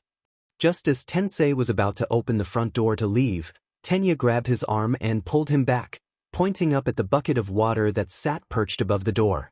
There was a loud sound of distress behind them, and they both turned to see 2 kids about Tenya's age, though one seemed to be significantly shorter than the other. The short green-haired boy looked close to tears as he leaned against a purple-haired boy who seemed rather apathetic. "He ruined it, Toshi," the green-haired boy exclaimed, dramatically draping his arm across his forehead. "He ruined the surprise." The purple-haired boy, Toshi, pat the top of the green-haired boy's head in what Tenya supposed was meant to be a comforting way. "Well, I'll be." Tensei laughed. "You must be Aizawa's kids, I take it? You're the spitting image of him." "We're adopted," the purple-haired boy informed them calmly, while his brother continued to sulk. "My name is Hitoshi and this is Izuku. It's nice to meet you, Ida-san." Tensei smiled and shook Hitoshi's hand. "The pleasure's all mine. I have to say, some of those pranks you pulled were hilarious." Tenya sputtered at his brother's blatant ignorance of the rules. These boys pulling pranks like that were disturbing the learning environment for the students. How could such a prestigious school like UA allow this? Especially the cardboard weapons. Some of the classes even fought with them instead of their normal weapons. The green-haired boy, Izuku, perked up, but he didn't leave Hitoshi's side. "Yeah, that was all, Izuku." Hitoshi shot him a sly smile. He wanted to see how they would adapt, the hero course especially. Tenya nodded. "Oh, I see," he said, waving his hands up and down. "You were testing them to see how they would react and forcing them to learn flexibility and adaptability." "No," Hitoshi deadpanned. "We just wanted to prank them." Tenya choked on air. "Well, it sure was amusing to watch. Though I wish I hadn't eaten those cookies." Izuku snickered but otherwise remained silent. "We'll have to get going now, but maybe you can get Nedu or Aizawa to call me and we can set up another time for you all to hang out. Maybe you could even get Tenya in on your pranks." With that, Tensei turned and walked confidently out the door. This time though, Tenya was too slow to remind him about the water bucket above the door, and Tensei was drenched. They could still hear Hitoshi and Izuku laughing when they left, and Tenya found it hard not to laugh with them. Izuku had a backpack full of notebooks. What did Hitoshi have? Gummy worms and 2 pencils. It was their first day of school learning under the smartest creature on the planet, and Hitoshi had 4 packs of gummy worms and 2 colored pencils. Things were going great. Someone screamed. Before Hitoshi could even question it, Izuku was gone, running towards Training Ground C, his backpack abandoned. This wasn't particularly abnormal, so Hitoshi sighed, grabbed Izuku's backpack, and followed his brother at a much leisurely pace. He never knew exactly why Izuku took off like that. Dad had told him it had something to do with his quirk, though nobody bothered to specify what exactly it was, but Hitoshi would be dead before he stopped following his brother to make sure he's okay. He arrived to find a large boulder on the ground and Izuku laying only inches away from it. A student was laying a few feet away, and everyone was staring at Izuku, or the boulder, with shock and maybe a little bit of awe. Aizu, you have got to stop getting yourself into dangerous situations. One of these days you're going to give Dad a heart attack, and then who's going to expel all the hero hopefuls? Hitoshi dropped their backpack by the door so he could help Izuku up. We'll drop by Recovery Girl's office on the way to Nezu's office. She'll probably want to give you a checkup after she hears what happened, and it's better sooner than later. You're right. Izuku mumbled as he pushed himself up. Before they could leave, one of the students shouted, "Hey, wait." The girl who had been on the floor when Hitoshi got their sprints up to them. "You saved my life." She bows, and Hitoshi swears he spots tears in the corners of his eyes. "I can't thank you enough. You actually saved my life." Izuku levels her with a blank stare. "Yeah, I do that a lot." The rumors spread from there. Every time Izuku saves someone, the rumors grow. Izuku acts as some sort of UA cryptid, appearing randomly, saving somebody from something that could have killed them, and disappearing with only a few words. Hitoshi is often rumored to be his sidekick. It all comes to fruition when the next year starts and a new batch of hero wannabes take the stage. Izuku and Hitoshi find themselves in the middle of a crowd of students, awaiting the beginning of orientation. Around them, all the older students whispered to themselves, and the new first years, at least half of those whispered, involved Izuku and some exacerbated stories of him doing stupid shit to save someone. Eventually Izuku had enough and spoke up. Most of that isn't true. For people screamed and at least one whispered, "He's here." Hitoshi hid his grin, but with the look Izuku gave him, he must not have done a very good job of it. The rumors remained, some even got worse. 3. Shota learned a lot time ago not to question the problem children thought process. Izuku's was often too confusing to understand, and Hitoshi's was far too chaotic and crazy to make any sense of. Shota did, however, think he could predict and prepare for whatever they may do. He was not prepared for them to fall out of the vents in the middle of class. "Aizu has something important to say," Hitoshi announced, and Shota sighed. Taking in the surprised looks on his class's faces, of what's left of his class at least, he turned his kids' surprise visit into a lesson. "If they were villains, you'd all be dead." Shota deadpanned. "We'll have to work on your reaction time. Now tell me whatever you need to tell me and be gone." "Nedu is helping me file a case against Endeavor to get him arrested for child abuse." Izuku said it so quietly Shota almost didn't believe what he'd heard. "We'll need your help, Dad."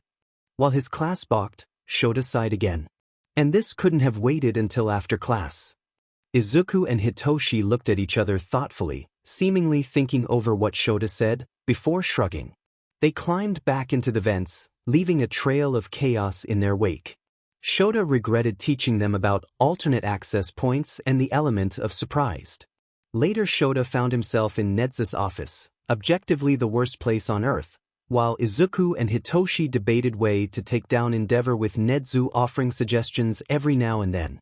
They couldn't launch the case for a few more years since they didn't have any solid evidence, but by the time Izuku was 12, Endeavor was being put on temporary leave while he was investigated for domestic abuse. The next time it didn't happen to Shota personally.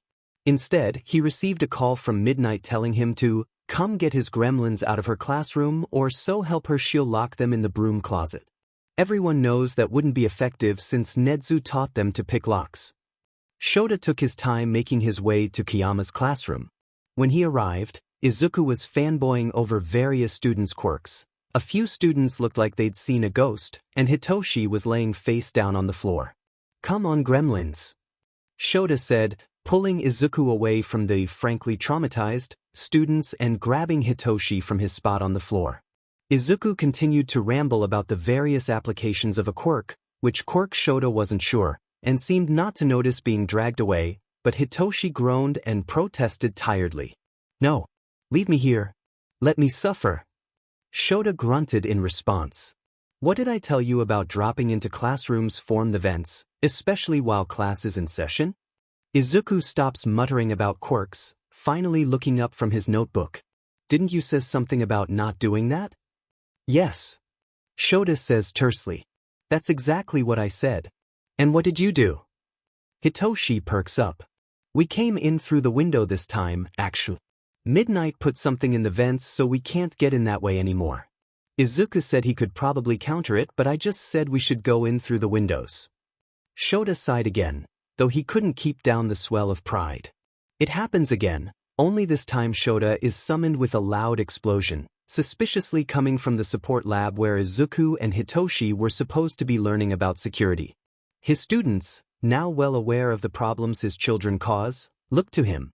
"I'll be right back," Shota says, and they nod. There's another explosion and Shota books it out of his classroom to the support labs. He's met with a smiling Nedu, something to be feared, and two children who look identical with blown back hair, soot covering their everything and dirt all over their clothes. The only visible difference being one has bright glowing green eyes and one has tired purple eyes.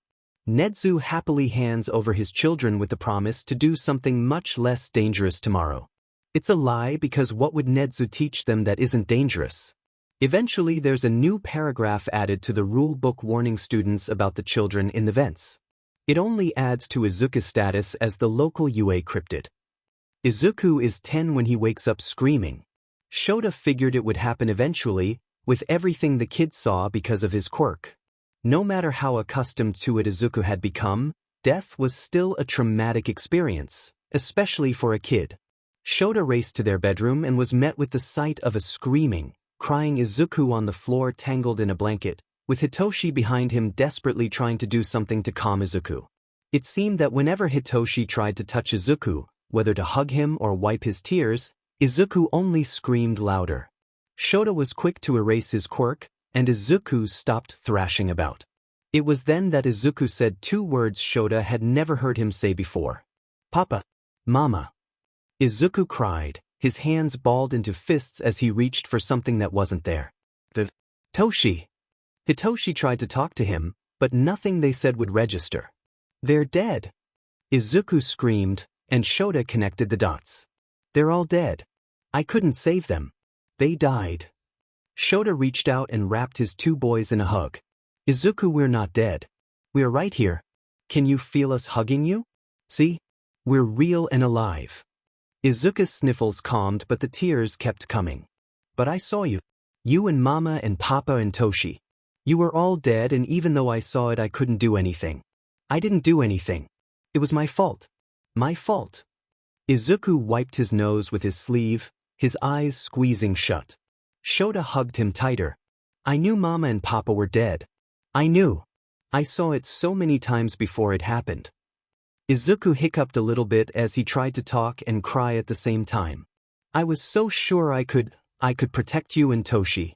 I could see you die and I could stop it like I did before, but I couldn't.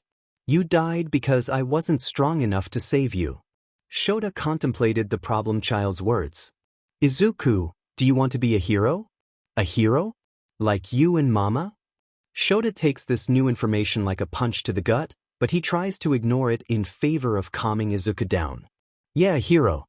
You may not be strong enough right now to protect the people you love, but if you become a hero you can protect everyone."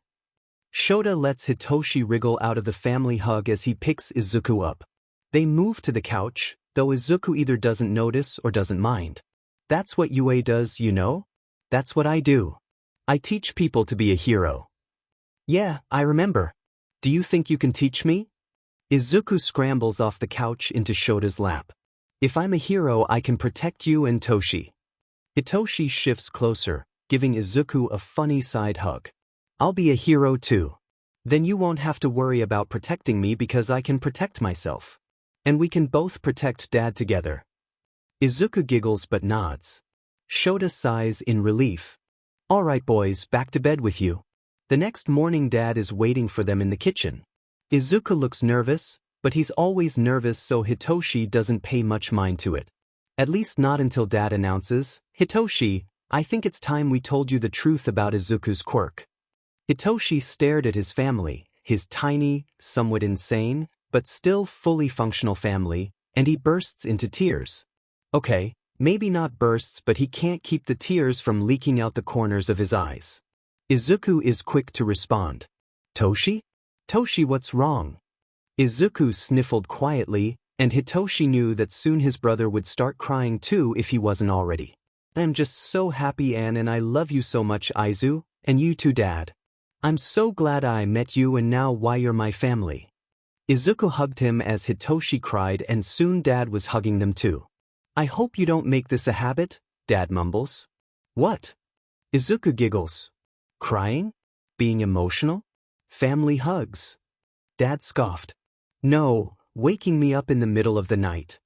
Hitoshi laughed and the tears slowed. So now that that's out of the way, now we have to talk about Izuku's quirk. What about Izuku's quirk? Hitoshi asked as they separated. Izuku flopped down into one of the kitchen chairs and Dad grabbed his coffee. It's just some kind of future vision like night eyes, right? Izuku was pointedly not looking at him, and Dad looked 10 times more tired than normal, which was quite the feat. It could be a result of the night before, but somehow Hitoshi knew it had to do with whatever they needed to talk about. I knew this would have to happen eventually. You both just seem so young, too young in my opinion.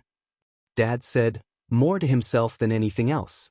Izuku's quirk does see the future to some degree, however he sees only certain points in the future, and none of what he sees is certain to happen. Dad pinched between his eyebrows. I see possibilities. Izuku jumped in, still not looking Hitoshi in the eyes. I see things that could happen in the future, but I only see when somebody dies. Hitoshi stared. I see when people can die. That's how I first met Dad actually. I was trying to help him because he was supposed to die that night. I saw that and I also saw how many people he would save if he didn't die, or rather, I saw how many other people would die if he did die. But didn't your parents die? Izuku nods and Hitoshi's surprised look. Yeah, they did. I was right there when it happened but, Izuku takes a deep, shuddering breath. I saw them die so many times before it actually happened that for years it didn't quite feel real. I had a breakdown after a while and ended up here with Dad. I'm still not sure how. It just kind of hit me, oh, they're gone and it's not just my quirk this time. They aren't coming back this time. Luckily Dad was there and he talked me through it. That's what happened. It was actually only 3 weeks later when I met you at school. So you. Hitoshi hesitated, but Izuku answered the question without Hitoshi even needing to ask. I've seen you die, yes. Izuku shivered. I've seen Dad die a lot. That's what my nightmare was about. I saw my parents dead but I also saw you and Dad and I woke up and you were there and though maybe I was just in denial again. Maybe I just didn't want to believe it yet. Hitoshi surged forward to hug his brother. I'm not dead, I'm right here, alive and well, and whenever you doubt it I'll be right here to hug you until you believe it. Izuku nodded into the hug. I'll be alright.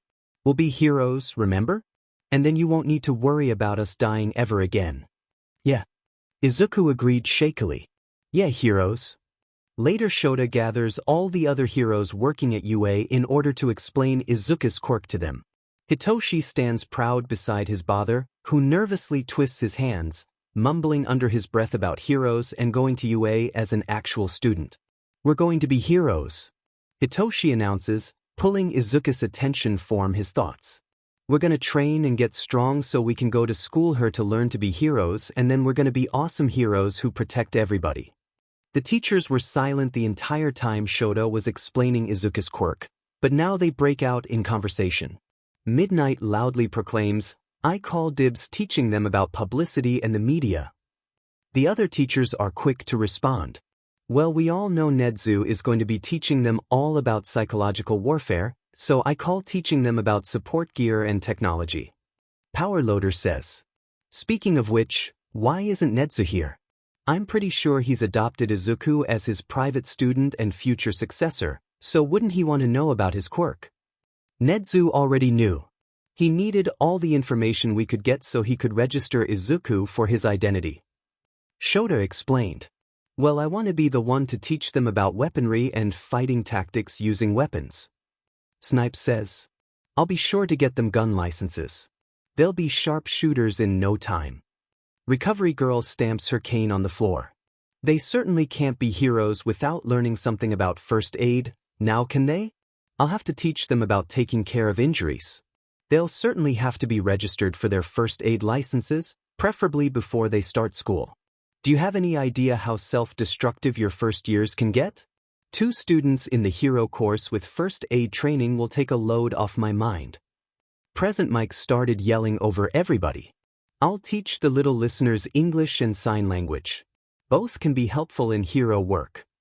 As their father Shota is practically guaranteed to be the one teaching them stealth, so I guess I'll just have to stick to teaching them about basic hand-to-hand combat. Ectoplasm says, side-eyeing Shota. 13 excitedly waves their hands around. And I can teach them all about rescue work. Nezu laughs and they all turn to see him in the doorway. By the time they actually get into the school, they'll practically be pro-heroes. To nobody's surprise, Izuku is the one who answers him. Actually, because they'll be training us without a class, it will be the perfect chance to teach us about one-on-one fights and such, but once we get into Yuta, Izuku didn't even bother with an since everybody knew they would themselves to the bone if they had to. As long as they got in, we'll have a class of our own to train with, which will be the perfect chance to learn teamwork and how to counter quirks other than the teachers. A well-thought-out answer. Nezu responds. To be expected form my personal student. You are correct. I'm sure Yagi won't mind helping you boys gain some muscle when he comes for a visit. You'll be fully prepared to take the entrance exam, whether you choose to take the recommendation exam or the normal exam. Izuku and Hitoshi smiled at one another and Shota let himself grin along with them. The recommendation students line up and Izuku whips out his notebook. Hitoshi stands beside him looking bored, but Izuku knows better. He knows his brother is watching carefully, picking apart their quirks to the best of his ability. Though he may not be at Izuku's level quite yet, he's still very good at it. Nezu made sure of that. Both he and Hitoshi had turned down Nezu's offer to be a recommendation student. There were only 4 spots in total, and having Izuku and Hitoshi take up half of them didn't seem fair. Instead, they had planned on taking the normal exam with most everybody else. Their quirks wouldn't do much against the practical exam, but Izuku hoped, and calculated, that their training with the pro heroes would be enough to counter the ineffectiveness of their quirks. Nezu had still invited Izuku and Hitoshi to watch the recommendation exams from his office, and Izuku didn't hesitate to accept the invitation. Izuku watched them split into smaller groups as they took to the obstacle course, and Izuku muttered up a storm, taking notes on every quirk as fast as he could. He'd organize them later, but for now, Izuku was just trying to get all his thoughts down on paper. 5 students, in particular, stood out to him. Inasa Yorashi, Todoroki Shuto, Yaoyorozu Momo, Tokuji Setsuna, and Hananuki Jizu. They seemed to have the most potential when it came to heroics, and Izuku was sure even Dad would like them to some degree. They would no doubt be amazing in the hero course, though Inasa appeared to have some kind of problem with Todoroki. Izuku, after receiving permission from Nezu, raced down with Hitoshi in tow. Everyone turned to them when Izuku slammed the door open and Izuku could hear Hitoshi sigh behind him. He was, however, much too distracted with all the new quirks to focus on. I have so many questions about your quirks. Izuku fought to keep his voice down as he excitedly bounced around the room, spouting questions faster than a bullet train and moving around the room before the students, his victims, could even answer them. You have great reflexes, Hananuki-kun, and you're smart when it comes to picking your battles. Your quirk has a variety of uses to capturing criminals, search and rescue work, evacuation. What kind of hero do you want to be? Can your quirk soften anything?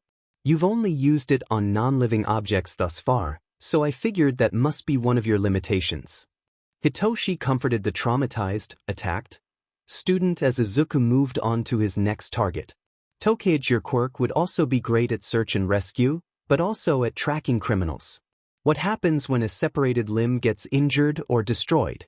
Would it be possible to separate a limb further once it's already been separated from your body? When it comes to controlling your limbs once separated, is it harder the more you have separated? After bothering all the students about their quirks, Izuku turned to Todoroki. I have some questions for you. Your quirk is pretty straightforward actually, but that's not what I really wanted to talk about. I have some questions about your father. Of course it comes back to him. Todoroki says disdainfully. I don't want to talk about him, especially not to you. Hitoshi stepped forwards, knowing Izuku didn't have a physical quirk to defend himself with should things get hostile, and the teachers would be mad if Izuku used their training to hurt another student. Actually, Izuku said, before Hitoshi could say anything. It's less about your father and more about how he treats you. Izuku dropped his voice down to a whisper. I have reason to believe he abuses you and your siblings. Don't ask how, I don't have the time to explain right now. I've been building a case against him since I was what? 3 years ago he was put on temporary leave to be investigated, but they couldn't find any physical evidence, so the case was dropped, but I know what I saw. If you need any help just call me or something. Izuku scrawled his phone number on the corner of his notebook and tore it off to hand to Todoroki. Why you know? Todoroki seemed shook as he accepted the proffered paper. How do you dash? What do you know? How can I help with the case? Izuku smiled. I've seen a lot. Because of my quirk. And I want to help in whatever way I can. If you can get any proof of him doing or saying something, then I could probably get the case back up and running. If we can gather enough proof, we could probably even put him behind bars. Izuku pulled out his phone and tapped at a few things. I have a meeting with your mother next week, and one of your siblings agreed to talk to me, Natsuo, though we haven't set a date or time yet. This is really happening. Todoroki muttered as Izuku skipped away. What is his quirk? How did he know? Hitoshi stuck behind because he knew firsthand how most people reacted to having Izuku right in their face spouting questions. His quirk is a kind of future vision, like Night Eye, and he already knew when we first met, so that's a question you'll have to ask him. Till then, take his advice. Hitoshi turned to follow Izuku, who was waiting at the same door he had thrown open only minutes before. As they were leaving, the students finally got over their shock. Wait! Somebody called out, though Izuku wasn't sure who. Who even are you guys? Izuku glanced at his brother. I guess we did kind of forget to introduce ourselves, didn't we? He turned around and gave an elegant bow, which probably would have looked cool and dramatic had Hitoshi not tripped him. Izuku picked himself off the floor and shot Hitoshi a glare. I'm Aizawa Izuku, and this is my brother Hitoshi. Izuku said, tipping an invisible hat. You should remember us. He said, as if he hadn't made an unforgettable and not entirely good impression. One day will be important. Hitoshi added, before closing the door behind him. The recommendation student were left in stupor as Nedu bustled into the room as if nothing had happened and announced that the tests were over. Izuku was dressed in a green track suit, stretching his muscles before the practical exam begins. Nedu had warned that he wouldn't be in the same testing area as Hitoshi to prevent them from working together, but that didn't stop Izuku from hacking the school's cameras, which Nedu had taught him to do, so he really should have expected this, and watching Hitoshi fight robots. Izuku stood up and tucked his phone away as Present Mic came over the speakers announcing it was their turn to take the practical exam. Izuku wasn't particularly worried. He'd aced the written exam and he knew he could take down enough robots to at least make it into the hero course. But Hitoshi and him had made a bet on who could get the highest score, and Izuku had overheard, i.e. eavesdropped via the video feed, the teachers betting on who would get first place. Izuku was ready to put his training to the test and make some pocket change. 2 birds, 1 stone. Izuku glanced at the odd bird-headed guy in his arena as he though that metaphor. Ready? Present Mic asked via loudspeaker, and Izuku quickly dropped into a running position, ready to take off. Start! Izuku shot off as the other examinees stood confused behind him. Go, go, go! There are no countdowns in real life. Just look at him, he's already off taking down robots. True to his word, Izuku had already brought down one robot by sliding underneath it after it had locked onto him, effectively twisting the robot into a pretzel. Izuku continued taking down robots as the rest of the test takers scattered out around him. He recalled one of Nezu's lessons from earlier in that year. I'll get the best result from combining stealth, power, and intelligence gathering. He muttered to himself, and a few other people looked at him oddly.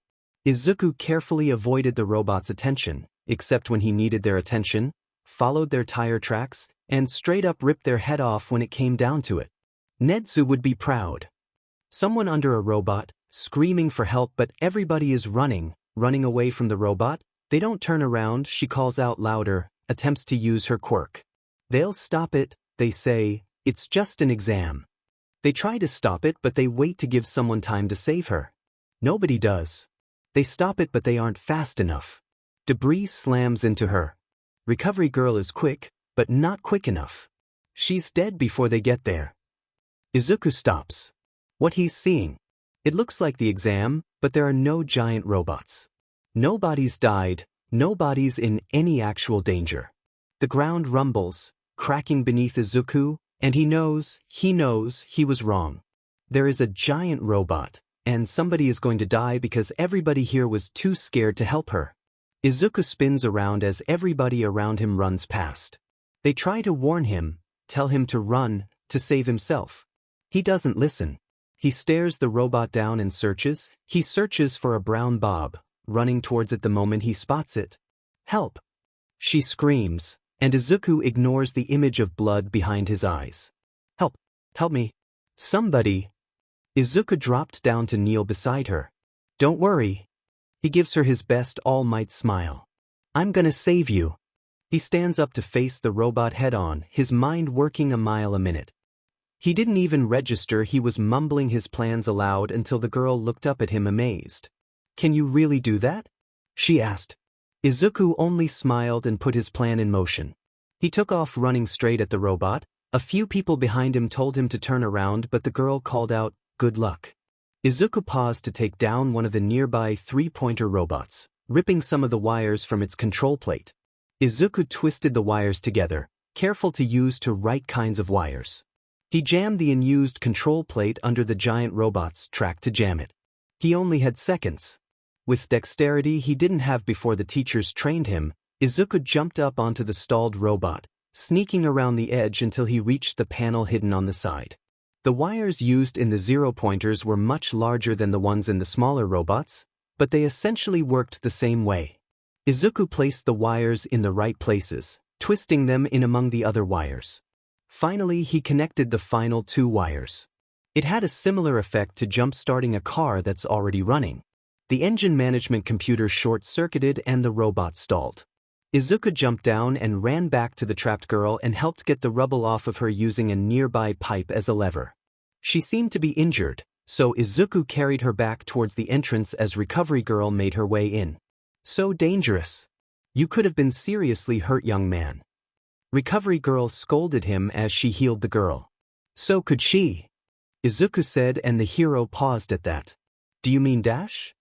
She left the question open-ended. Tough Izuku knew what she was asking. Yeah. He said solemnly. I saw it, so I had to save her. That's why I'm becoming a hero after all. I should have known. Recovery Girl handed them some gummies, which Izuku eagerly devoured. Go on now, your dad is going to be worried about you after that stunt you pulled, and if Nezu was serious about letting Hitoshi watch your exam, then so is your brother. As Izuku ran off, he heard the girl ask Recovery Girl some questions, though he didn't stick around to hear. Tenya waved his hands around as he lectured his friends. They were walking to the teacher's lounge as Hitoshi and Izuku told him about their exams. Izuku said he had something he wanted to do and he needed Tenya's help to do it. That was incredibly dangerous, Izuku. There were a variety of other ways you could have better handled the situation without injury. But nobody got hurt besides the girl I saved, and that wasn't even because of me. Izuku refuted, though Tenya was not quick to believe him. In the 7 years since they'd first met, Tenya had seen time and time again how much trouble Izuku could get himself into, even when his brother wasn't there. Anyway, we're here. Come on, Midnight said she'd help too. I still don't know what you even need my help with. Tenya said, as Izuku pushed him inside and sat him down in a chair. Midnight burst into the room. Yamada will be here in 5 minutes, so we have to make this quick, she said, pulling out a case of something. I brought my darkest eyeshadow. This should do the trick. Tenya grew increasingly worried as she approached him with the makeup. Tenya tried to protest, though Izuku kept him in the chair. Tenya? Hitoshi asked, and like a fool, Tenya responded. Yeah. Sit. Still in the chair until Midnight is done. With no other choice than to submit himself to whatever Izuku and Hitoshi had planned, Tenya closed his eyes and waited. When they were finished and Hitoshi had freed him from his quirk, they neglected to tell him what exactly they did. It wasn't until Tenya caught a glance of himself in a mirror that he sort of understood. You put fake eye bags on me? Izuku giggled. Yeah. Now hurry and sit down, Mike will be here any second now. Izuku handed them both a cup of juice and they all sat down on the couch. Tenya was still confused, but moments later Aizawa wandered in, took one look at them and grinned. Are you doing what I think you're doing? Izuku nodded, grinning mischievously as Aizawa sat down beside them. Footsteps could be heard as well as noisy whistling. Present Mike walked through the doors. He waved at them as he walked by, but froze seconds later and turned back to them slowly. Shota, there's another one, he yelled, using his quirk until Aizawa erased it. It took Present Mike a minute to calm down while Izuku and Hitoshi cackled. Wait, aren't you Tensei's brother? How'd you get those eye bags? I'm willing to bet you haven't been up past 10 once in your life. Izuku's cackling got louder and Tenya grew more confused. Hitoshi managed between laughs. It's eyeshadow. Did you hear that? They're doing it on purpose now. Shota, they really are multiplying. I know. Aizawa answered. Then why aren't you doing any T-dash? I told them it was a good idea. The police called again minutes later to complain about Mike's screaming. Shudo glanced at his father as they drove home, Izuku's words echoing in his mind. He looked away, out the window. For now it was enough that somebody knew, somebody was doing something, even though his father was the number 2 hero. Even though the person doing something was just a kid Shudo's age. Someone believed them and was acting. That was enough to give Shudo a little hope.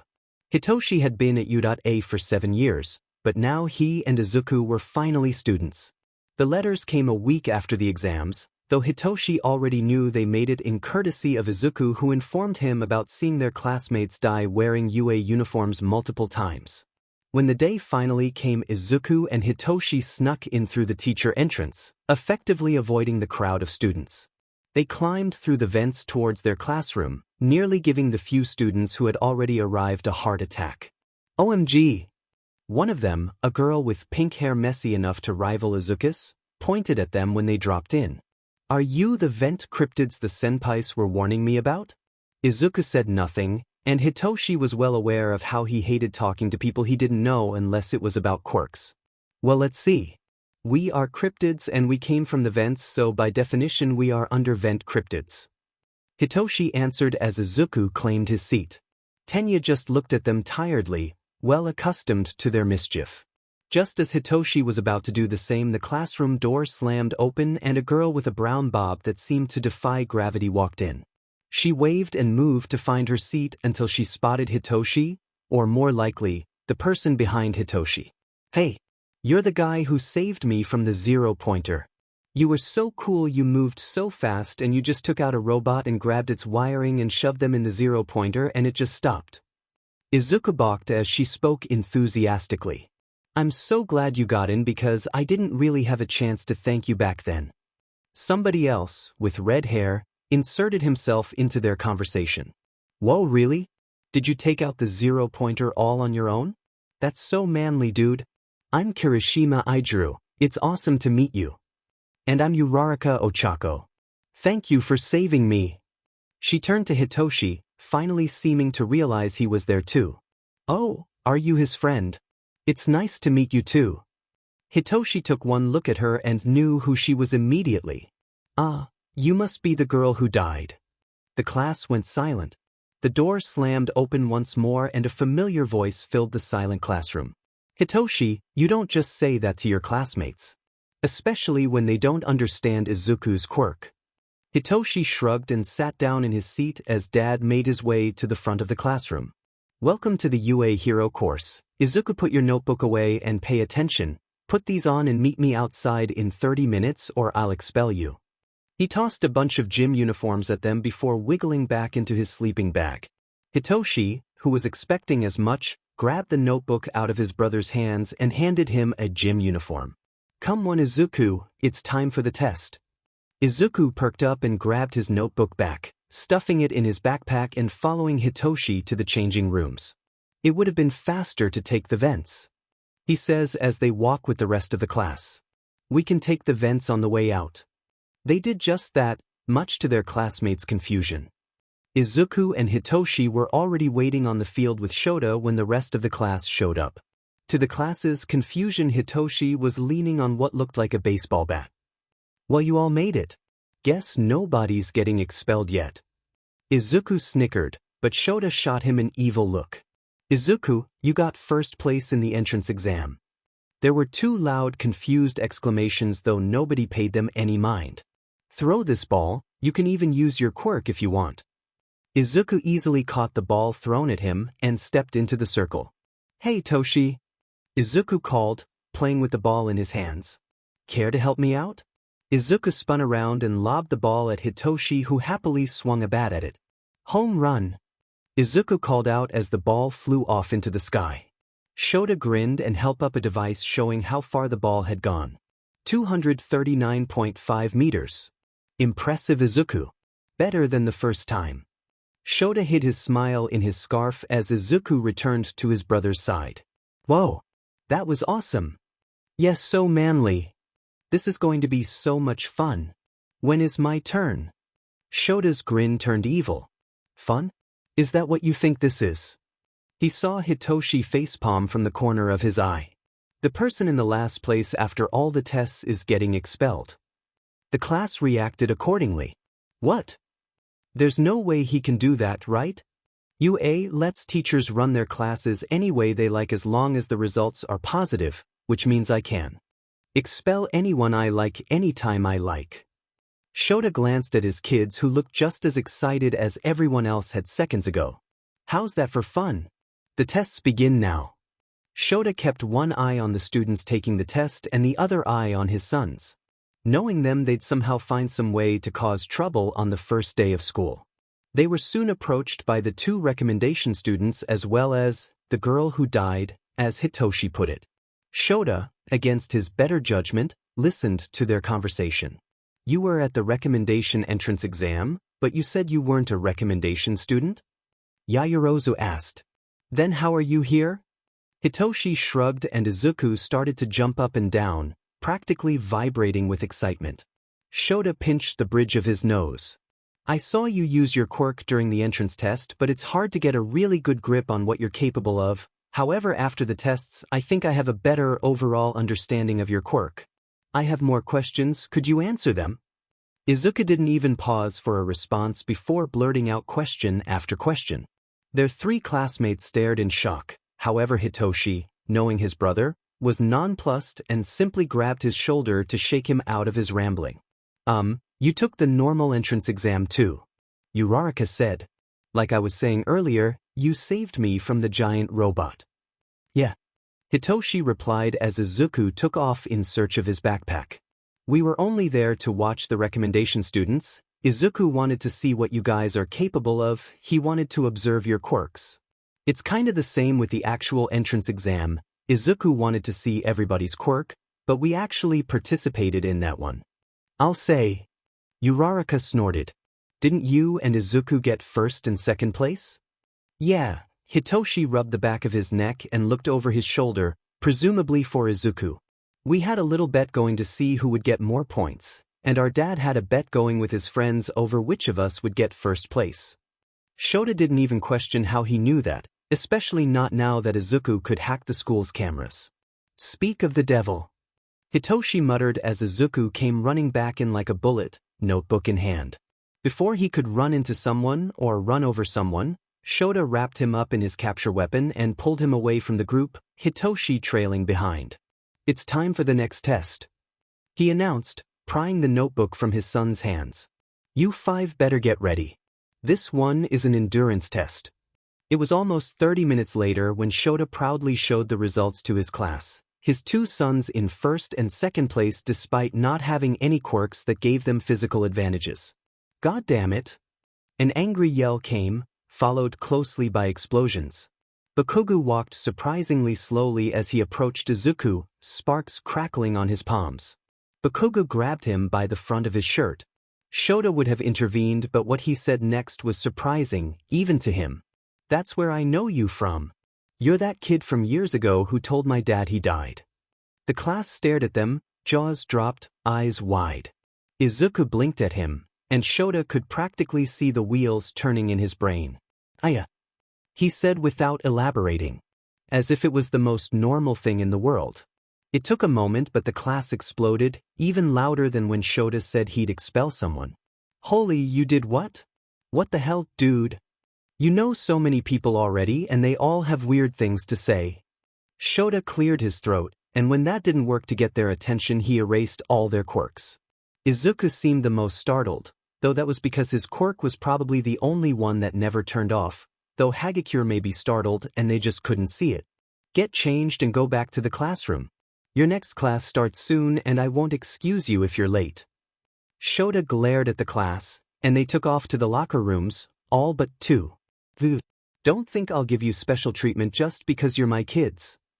"Of course not, Dad," Izuku said, mirth laced between his words. He and Hitoshi left, disappearing through a door Shota didn't know was there, probably the vents, and Shota himself made his way back to the classroom. Lunch came quick, and with lunch came questions. Before Hitoshi and Izuku could escape, their classmates surrounded Thin, throwing question after question. After 30 seconds of everybody talking over each other, Hitoshi had had enough. "Everyone stop," he yelled, standing up. He was a good deal taller than most of their class. "Izuku and I," Hitoshi yanked Izuku up out of his seat, "are going to eat lunch. If you sit with us, then we might answer your question while we eat."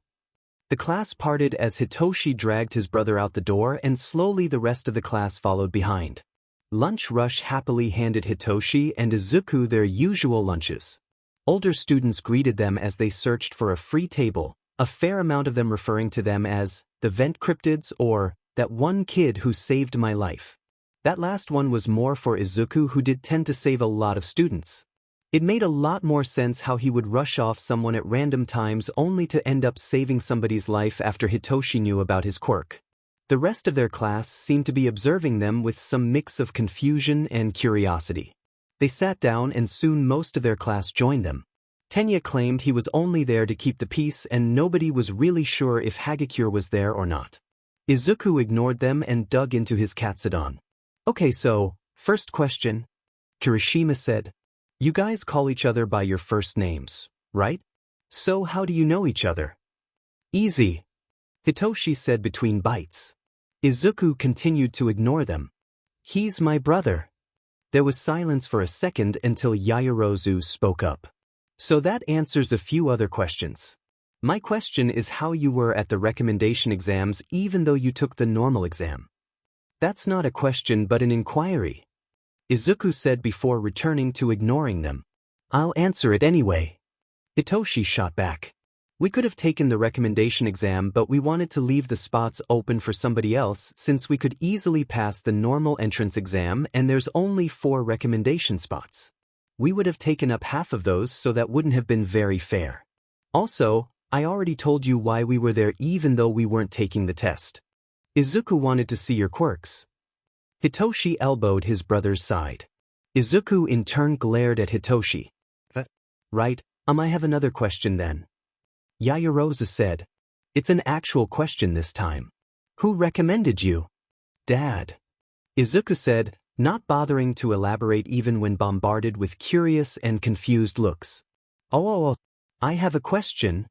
The same girl with pink skin and hair from when they first arrived jumped up and raised her hand, before realizing they weren't in class anymore and she didn't need permission to ask a question. So you guys got first and second place in both the entrance exam and Aizawa-sensei's test, but we didn't see you use your quirks. What are your quirks? Izuku looked at Hitoshi. Hitoshi looked at Izuku. Oh, would you look at the time? Hitoshi declared loudly. He and Izuku stood up. Lunch is just about over. We should all throw away our trash and get back to the classroom. I agree. Tenya said, standing up and chopping his arms in true Tenya fashion. We don't want to be late. The class, with various dubious looks, followed their lead and tossed their leftover food and trash. Izuku and Hitoshi stuck close together as the class trickled out of the cafeteria and back to class. The two brothers waved to lunch rush before they left. Tenya knew what they were doing. While he wasn't entirely sure what his friends' quirks were, he did know that their dad was also their homeroom teacher and that they were both self-conscious about their quirks. He knew they wanted to keep them a secret from the class as long as they could, and he was willing to help them in any way he could. So when All Might burst into the room later that day, Tenya was surprised when both Izuku and Hitoshi admitted to knowing him. I am here. Coming through the door like a normal person. All Might laughed loudly and the class began to freak out. All Might himself seemed both surprised and not to see Izuku and Hitoshi in the class. Oh, young Hitoshi, I suppose this will be my first time teaching you officially. The class gaped at them. As UA students, that is. He laughed again, a big booming laugh that could probably compete with Present Mike's quirk. Ah, well then. He turned back to the rest of the class. Welcome, students, to your first Hero Studies class. The class quieted with Tenya's insistence. Can anybody tell me what the most important part of being a hero is? A few people in class raised their hands, including Izuku, but All Might didn't call on anyone. The answer is, of course, costumes. With the click of a button, the wall opened to reveal costume cases. Everyone come get yours and try them on. Then meet me at Training Ground Beta. Looking good in very important, ladies and gentlemen. Look alive now because from today onward you're all heroes. Izuku and Hitoshi grabbed their costumes and booked it to the changing room. Hitoshi's costume was easily reminiscent of Aizawa's. Mostly black baggy clothes and a gray capture weapon wrapped around his neck. At Izuku's insistence, he also had a voice changer and a watch with a microphone and speaker for contacting Izuku, who had a matching watch. Izuku's costume was similar, since they both planned on being underground heroes. His costume was black and dark red. Black pants with various pockets, some hidden, some obvious, for distractions, and black knee guards. He had a black hoodie with dark red geometric designs, accented with some brighter red lines. Gray gloves with finger grips which allowed him to grip the knives hidden in his sleeves better. Red boots with grips on the bottom to prevent slipping. Everything was fireproof, waterproof, and stab-resistant. Though they didn't stand out much in the colorful costumes of their classmates, Izuku and Hitoshi looked like heroes. They felt like heroes. That was enough for them. For now. All right, young heroes to be. Let the battle training. All Might stared down at them, all dressed in their hero costumes. Begin. All right, young heroes to be. Let the battle training. All Might stared down at them, all dressed in their hero costumes. Begin. Sir. Tenya said as soon as All Might had finished speaking. Seeing as we are in an urban areas, will we be battling outside once again? Not quite, young Ida. All Mights laughed. Hitoshi was sending a pattern. We'll be doing indoor battle training today. 2 against 2 matches. We'll start by first drawing lots to decide teams. Then, once everybody has been assigned a team mate, we'll draw more lots to decide who are the heroes and what are the villains. Isn't there a better way to decide teams? Tenya asked, and though Izuku beside Hitoshi was mumbling about how it was actually accurate to field work, seeing as heroes often had to team up on the spot with other heroes from different agencies that they may not work well with, Hitoshi was fairly certain All Might was just too lazy to put the effort into examining their quirks individually and placing them into teams based on that. He almost said as much, but it seemed the class had heard Izuku's ramblings first and taken them as a serious answer. All Might began explaining the specifics of the exercise, but Izuku and Hitoshi had watched their dad run the exercise for every first-year class for the past 8 years. Instead, they shuffled over to two different corners of the room and tested out their watches. Izuku had given the blueprints for them to Power Loader, who had offered to have one of his students make them, but Izuku insisted he ask some of the first years to make his between the end of the entrance exam and the first day of school, stating that if anyone could do it, they would prove to be the best suited for making he and Hitoshi's support gear. To their surprise, someone actually managed to do it, and though Hitoshi hadn't met them yet, he knew Izuku liked them. As long as their gear worked the way it was supposed to, it was likely Izuku would ask them to be their official support company. They didn't stop playing around with their watches until All Might called their names. Boys, you two are together on Team D, okay? Remember that for when we draw rolls. Izuku blinked at the hero. Hitoshi knew Izuku didn't like loud sounds or new people in general, but he seemed surprisingly okay with most of their classmates, and surprisingly not okay with the number one hero. Hitoshi wanted to ask about it, but he knew his brother would tell him when he's ready.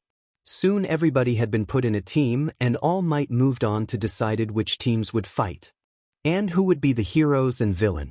Izuku and Hitoshi were to be the villains, facing off against Uraraka and Bakugo as the heroes. Izuku was already tapping away at his phone, and Hitoshi had no doubt that he had a couple of plans already in the works. Villains, you have 15 minutes to get set up before the heroes are let into the building. All right, Hitoshi thought, sending a smirk towards the duo. Bakugo had explosions crackling on his palms, but Uraraka was smiling at them. Izuku didn't even seem to notice the two as he sprinted into the large building. Toshi, I have a plan, but it depends on how well you see in the dark, Izuku said as soon as they were well out of earshot. Aizu, the dark is our domain, it's where we thrive. We are going to be underground heroes, so we should get used to working in the dark anyway. Izuku nodded and tapped a few buttons on his phone, and all the lights in the building went off. Was that on purpose? Is that your plan? Oh yeah, that's part of my plan. I hacked the building's security earlier while Yagi was talking. I figure if we turn the lights off, Bakugo and Uraraka will have a harder time finding their way around, and we can track Bakugo through the cameras. All we have to do is follow the light of his explosions. If you can sneak around and get Uraraka and Bakugo to split up, which shouldn't be too hard with how Bakugo is, then you could probably trick her into responding to you and wrap her in the capture tape. I can guard the bomb, and in the unlikely event that anyone finds me, I'm sure I can keep them occupied until time runs out. Hitoshi listened to Izuku ramble out his entire plan, noting his roles and agreeing without hesitation. That was just their dynamic. Izuku was the brains, coming up with plans, and backup plans. Hitoshi offered help when needed but did most of the fighting. Not to say that Izuku couldn't fight. He could handle himself with or without weapons. It just so happens he had various knives hidden throughout his costume. All Might announced that the heroes were entering just as Hitoshi and Izuku finished setting up a few traps and hiding the bomb. Let the games begin. Izuku watched as his brother left the only lighted room in the whole building. It was lit with just one light and had no windows so that the heroes wouldn't be able to find them based on that. He pulled up the security camera feed on his phone and watched as Hitoshi made his way down to the first floor entrance. Bakugo was already trying to explode the lights, though Uraraka was taking a more practical approach.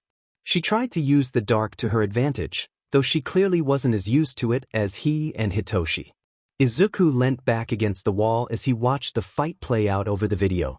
He watched as Hitoshi followed Uraraka and Bakugo down the hallways until eventually Bakugo blasted off, leaving Uraraka on her own. Hitoshi waited a few minutes before calling out to Uraraka with Bakugo's voice. Though she seemed confused, she answered easily enough, and Hitoshi didn't hesitate to wrap her in capture tape. Izuku watched as Hitoshi released Uraraka, who seemed disappointed but not too upset. A loud explosion in front of him made Izuku jump up, only to find himself face to face with one explosive blonde. Izuku didn't waste any time in pulling a knife from his sleeve and pointing it at the bomb. One step, one movement, hero, and I'll stab it and we'll all blow up. Bakugo seemed startled for a moment, before he realized Izuku was pretending to be a villain. Put the knife down, villain, and surrender, Bakugo said with an angry look on his face. His hands had stopped sparking though. Izuku figured that was the best he could hope for. Bakugo, quick as a whip, grabs his arm and red eyes stare right through him. Izuku stares back, even though he knows he can't be seen. Bakugo is chained to a chair in the middle of a dark, sparsely decorated room. There are others in the room but they pay Izuku no mind as he approaches his classmate. Izuku can't speak, he never can when this happens, he can only go so far when it comes to walking around. Bakugo looks up surprised, and for a moment Izuku thinks he can see him. He's soon brought to his senses when a crusty man with blue hair appears behind Izuku. Izuku knows this man, or rather, he knows who he used to be.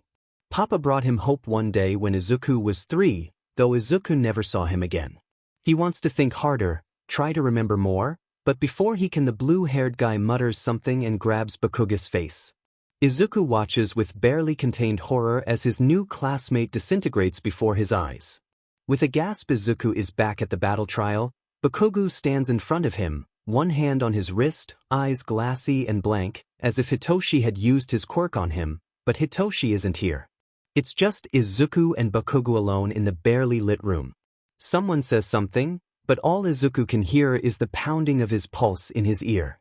He doesn't even realize he's hyperventilating until his chest constricts and Izuku tumbles to the ground. The moment Bakugo's hand lets go of his wrist, Bakugo too is back. He looks around panicked, and sees Izuku on the ground. He manages 5 words before he too collapses. What the hell was that? They both lose conscientiousness there on the floor. When All Might calls the exercise to an end, Hitoshi figured Izuku had captured Bakugo, but when Hitoshi and Uraraka exit there's nobody else there. They wait, but nobody else exits the building. Hitoshi desperately tries to contact Izuku via their watches, but he gets no response. He issues an SOS signal, still no response. Hitoshi knows something is wrong, very wrong. Before he can race back into the building, All Might appears with Recovery Girl close behind him. Hitoshi follows them, and right after they enter the lights flash back on, and Nedu's voice comes over the speakers. Izuku and Bakugo are on the 3rd floor. Once you reach I'll guide you to the room they're in. The principal's voice gets more serious. Hitoshi, Uraraka, return to your classmates. Hitoshi wants to fight it. He wants to find his brother and find out what happened, but he knows Nedu has things under control, so he grudgingly obeys, following Uraraka back to the room where their classmates wait. They surround them immediately, but Hitoshi's focus jumps to the screens displaying the security footage. There he sees both Bakugo and Izuku passed out on the floor, not a mark on either of them. Hitoshi doesn't know what happened but he knows it must be bad if Izuku sees my friends and family die on a regular basis, passed out because of it. Bakugo wakes up later that day and is cleared to go home, though they ask him some questions first. Hitoshi doesn't hear all his answers, but whatever he said worried Recovery Girl. Izuku doesn't wake up until much farther into the night. Hitoshi demanded, to stay with Izuku in the school infirmary until he woke up. Hitoshi is asleep in a nearby chair when Izuku wakes him up to ask what happened. He doesn't remember anything, and Hitoshi figures Bakugo doesn't either, which is what made all the teachers worry. They have no idea what actually happened, so they have no way to keep it from happening again. The next morning, when Izuku and Bakugo return to class, there's practically a riot as everybody crowds around them. Hitoshi stands protectively in front of his brother. He is exhausted despite the hours he spent unconscious. They manage to get to their seats before Shota appears in the doorway, threatening to expel anyone who isn't at their desk. Izuku is asleep with his head against the desk before Shota even announces what they're doing that day. He's still asleep as they take a vote for class president. Hitoshi would vote for him if he didn't know how uncomfortable Izuku would be. He doesn't want to out his brother in a tight spot, especially after what happened the day before. Instead, Tenya and Yaoyorozu are elected as class president and vice president respectively. Hitoshi rouses his brother for lunch, only for Izuku to fall asleep the moment he sits down again. To everyone's surprise, Izuku startles awake only minutes later. He pulls Hitoshi up and marches down to Nedu's office. The bags beneath his eyes are darker than Hitoshi has ever seen them, but there's a sharpness to them, a gleam of determination. The moment Izuku throws open the doors, an alarm goes off. Before Nedu can make an announcement, Izuku points out the window and loudly proclaims, It's just the press. Tell everybody not to panic. Nezu grins and does exactly that. They return to the cafeteria just in time to finish lunch, though Izuku sleeps through most of it. When their classmates ask where they went, Hitoshi gives a vague answer and Izuku grins in his half-asleep state. When Shota announces a field trip, Izuku bolts upright in his chair with panic in his eyes, though he never quite explains why. Water and blood and drowning. Limbs so heavy he couldn't help but sink, sink, sink. There was light but it was so after away and he couldn't breath. He was so tired. So very tired. He let his eyes drift closed. Sleep sounded nice. Cold ice and the drift of blustery wind around him. Loud noises, pale screams, the sounds of a fight. Everything was cold and it hurt to move. Even the slightest movement sent waves of pain and ache and cold. He didn't like the cold, not anymore. There was someone else here in front of him, but he couldn't see them. Everything was blurry and there was so much white. He didn't know when it happened but he fell. The cold ate away at him. He didn't want it to, he didn't want to close his eyes and let the cold take him away, but it did. The burning was a hard contrast to the ice cold. He was surrounded by fire, and through the fire he could see people. Their smiles screamed evil but the fire kept them from getting closer. He watched them, watched the fire, watched the smoke. There wasn't a way out, not that he could see. He didn't want to do it but he'd rather the fire kill him than the people behind the fire. There was burning, then there was nothing. The bus was crowded, filled with teenagers practically vibrating with nervous energy.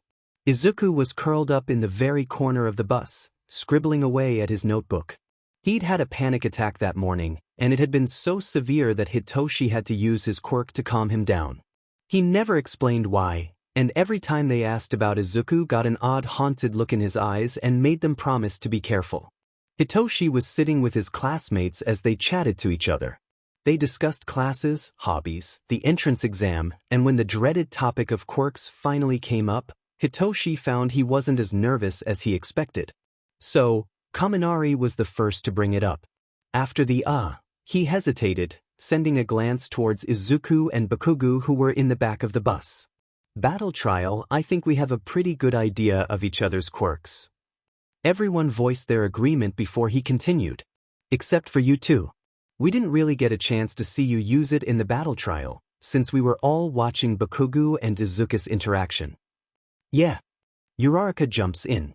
I kinda have an idea of what it might be but I'm not sure. I don't remember what happened during our fight very well. It's kind of fuzzy. Oh. Hitoshi says, and steels himself for what he's about to say. That's easy to explain. I brainwashed you. Nobody reacted for a few seconds, and then everybody seemed to understand and react at the same time. You what? That is so cool.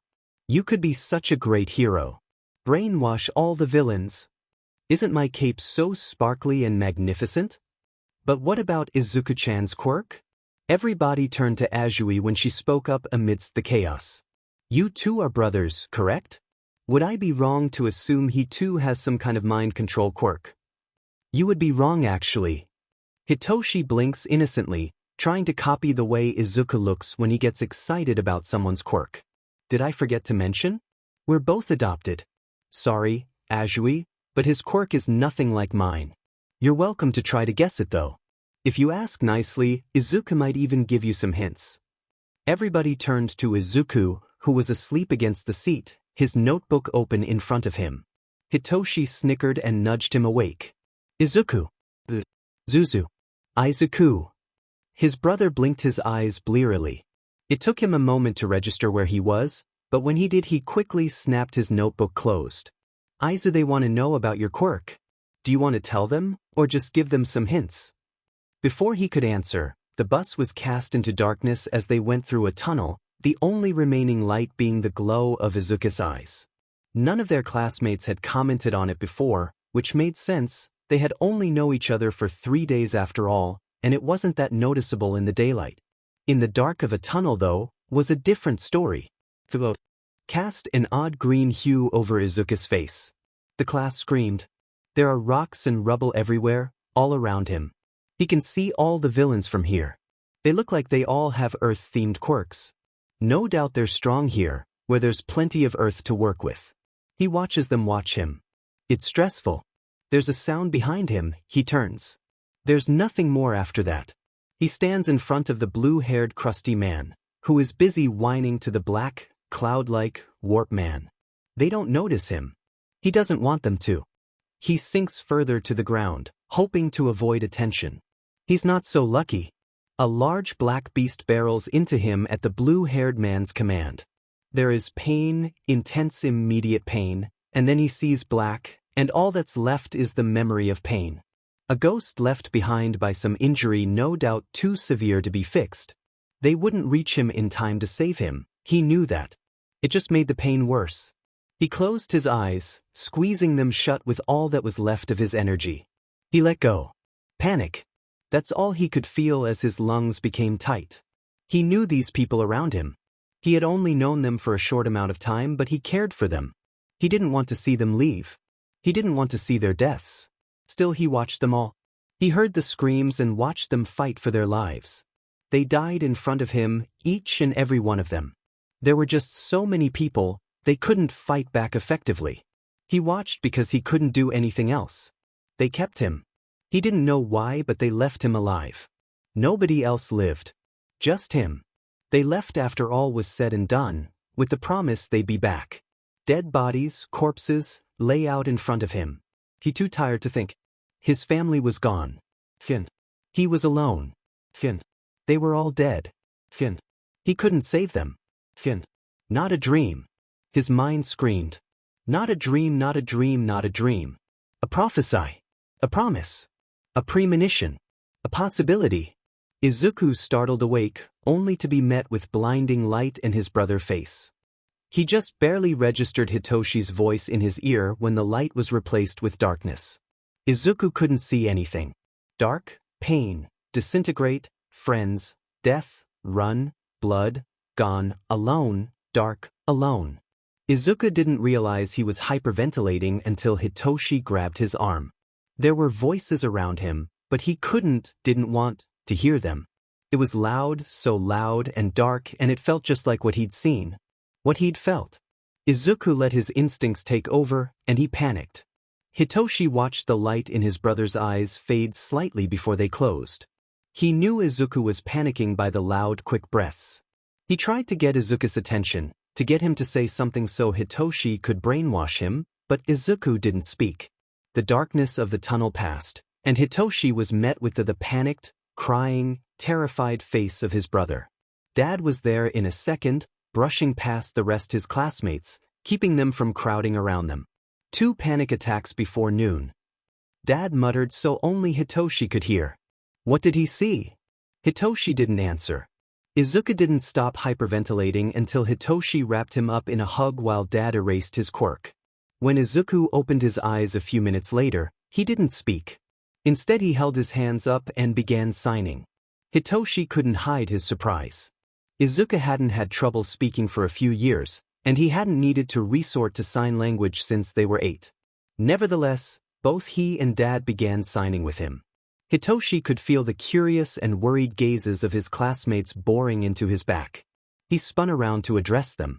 Izuku is fine, just don't bother him, okay? They nodded, no doubt remembering what had happened during the battle trial. Hitoshi took the time to look each of his classmates in the eye, making sure they understood.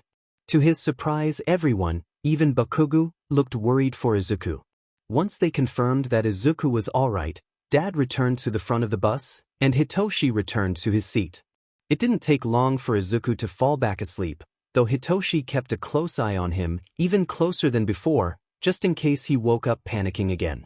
They arrived at the USJ a little while later, Hitoshi waking his brother up again, though this time their classmates stood back, just in case, and 13 met at the entrance.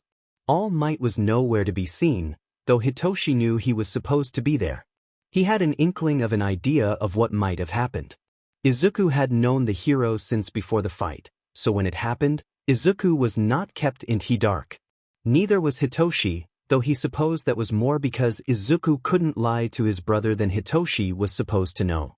Izuku had odd standards when it came to what he would and wouldn't tell Hitoshi. Sometimes he insisted it was something Hitoshi had to know. Something Izuku wouldn't keep from his brother. Sometimes Izuku was tight-lipped, not spilling so much as a hint. Often, when it had to do with his quirk or something Izuku had seen, Hitoshi found himself left in the dark. He didn't mind, he understood that Izuku saw things he didn't want to talk about, but Ti didn't help his worry. Just before they entered, Izuku stopped and called out to Tenya. Tenya, do you think you could wait outside for like 10 minutes? Hitoshi was confused. He knew Izuku had seen something about the USJ, though he neglected to tell them what, which meant it was likely too painful for Izuku to talk about. If we don't come out in 10 minutes to tell you it's fine, then run back to school and get the other teachers. Don't question him, just do it. Dad said, and he looked at Izuku tiredly. I hope you're wrong, he said, and Izuku nodded. Me too, he said, and Hitoshi couldn't help but think his brother sounded so tired. Not tired like physically exhausted, but he sounded like his soul was tired. 13 gave them a brief speech after they entered. My quirk, black hole, can SCK in and tear apart anything. I've used it to save a lot of people, but my power could very easily kill. I'm sure some of you have similar quirks. It only takes on wrong move, one uncontrolled quirk, for hundreds of people to die. Izuku looked up with blank eyes, and Hitoshi wondered what he was seeing behind that glow. Who was dying right in front of him? It wasn't something he regularly thought about, but he couldn't help himself as 13 made their speech. While in Aizawa and all Might's classes you learned about your hidden potential and the danger your quirk can pose to others, but in this class you will learn something new. How to use your quirk to save other people. I hope you leave here today with the understanding that your powers are meant to help people, not hurt them. Everybody clapped, but soon the attention was drawn from 13 to Izuku. Not wrong. He mumbled. Not wrong. Hitoshi approached him slowly. Izuku, what's wrong? His brother looked him in the eye, and Hitoshi was surprised to see the glow was gone. He knew the energy and effort it took Izuku to turn his quirk off. He knew it wasn't something Izuku did often. Yet he'd done it now. Not wrong. I'm not wrong. Why couldn't I have been wrong? Izuku said, spinning around. Everyone else did the same. A dark mist was spinning in the middle of the UFA. Soon people, criminals, villains were piling out of the mist portal. Not wrong.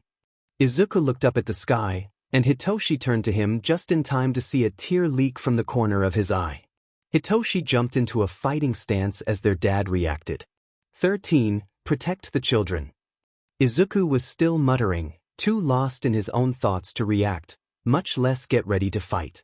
Dad leapt towards the villains, ready to fight. A voice behind them pulled Hitoshi's attention away from the horde of villains to some misty man in the middle of a monologue. Ready to fight? Hitoshi asked no one in particular. To his surprise, he got a response. Yeah. Izuku said shakily. Let's fight. Dust in his lungs, light in his eyes, water dripping from his hair. The blue-haired man stood in front of him, hand outstretched, ready to grab, ready to destroy, ready to fight, ready to hurt. He held the man's wrist with all the strength left in him. He watched as the man's expression shifted from anger to horror to terror. He felt proud, he felt powerful, he felt like he'd won. Around him his friends fought, alive and holding their own, even against the crowd of villains. He was here to help, to save them. The green glow from his eyes brightened, and he watched as those around him noticed. This is my family, he said sharply. You are not allowed to take them, Shigaraki Tamura. He spit the name as if it were a curse. I will not let you take them. He let the villain go, and watched as he scrambled back, away from him. Not wrong. He whispered. Not wrong and not a dream. He took a confident step forward. The villains took a step back, flinching. A prophesy. A promise. A premonition. A possibility. Izuku knew death. He knew pain, he knew grief, he knew loss. He also knew love and family and happiness. He was familiar with what the world could give and take. Ready to fight? Came his brother's voice. Izuku knew his answer to that. He knew it like the back of his hand, and he knew it would never change. Yeah. He answered, shifting into a fighting stance, hands up, unwavering. His voice shook, not with fear, not with sadness, not with pain, but with anger. With rage. Let's fight. Let's fight. Bakugo and Kirishima charged the Mist Man, though their attack failed because he was exactly that. Izuku watched from behind his classmates. He was confused, though not for any reason they would understand. When the black portals appeared and the class fell through them, something in Izuku's mind clicked and he rounded on the villains. I know you. The villain seemed so surprised to see him there that he actually flinched back. Izuku wasn't sure why, but he didn't mind. If they were scared of him, they'd leave him alone. I figured out why I've never seen you die. His voice dropped to a whisper, not wanting the few students around to hear. You're all ready to dash. Izuku didn't get to finish as the Mist Man made a portal beneath him, unceremoniously dropping Izuku through it. There's the slap as Izuku plummets into water. Water, the rush of water around him, the laugh of a villain as he tries to hold his breath. His chest is so tight and it hurts. He drown. This isn't one of his visions. It's not happening that way. Izuku won't let it.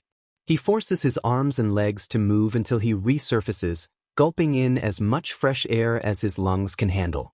Something wraps around him. He tries to fight before his mind connects the dots. Pink, soft, long, a tongue, a frog quirk, Azuitsu. She lifts him from the water up onto the nearby ship. Izuku-chan? Why were you tossed in later than the rest of us? Karo.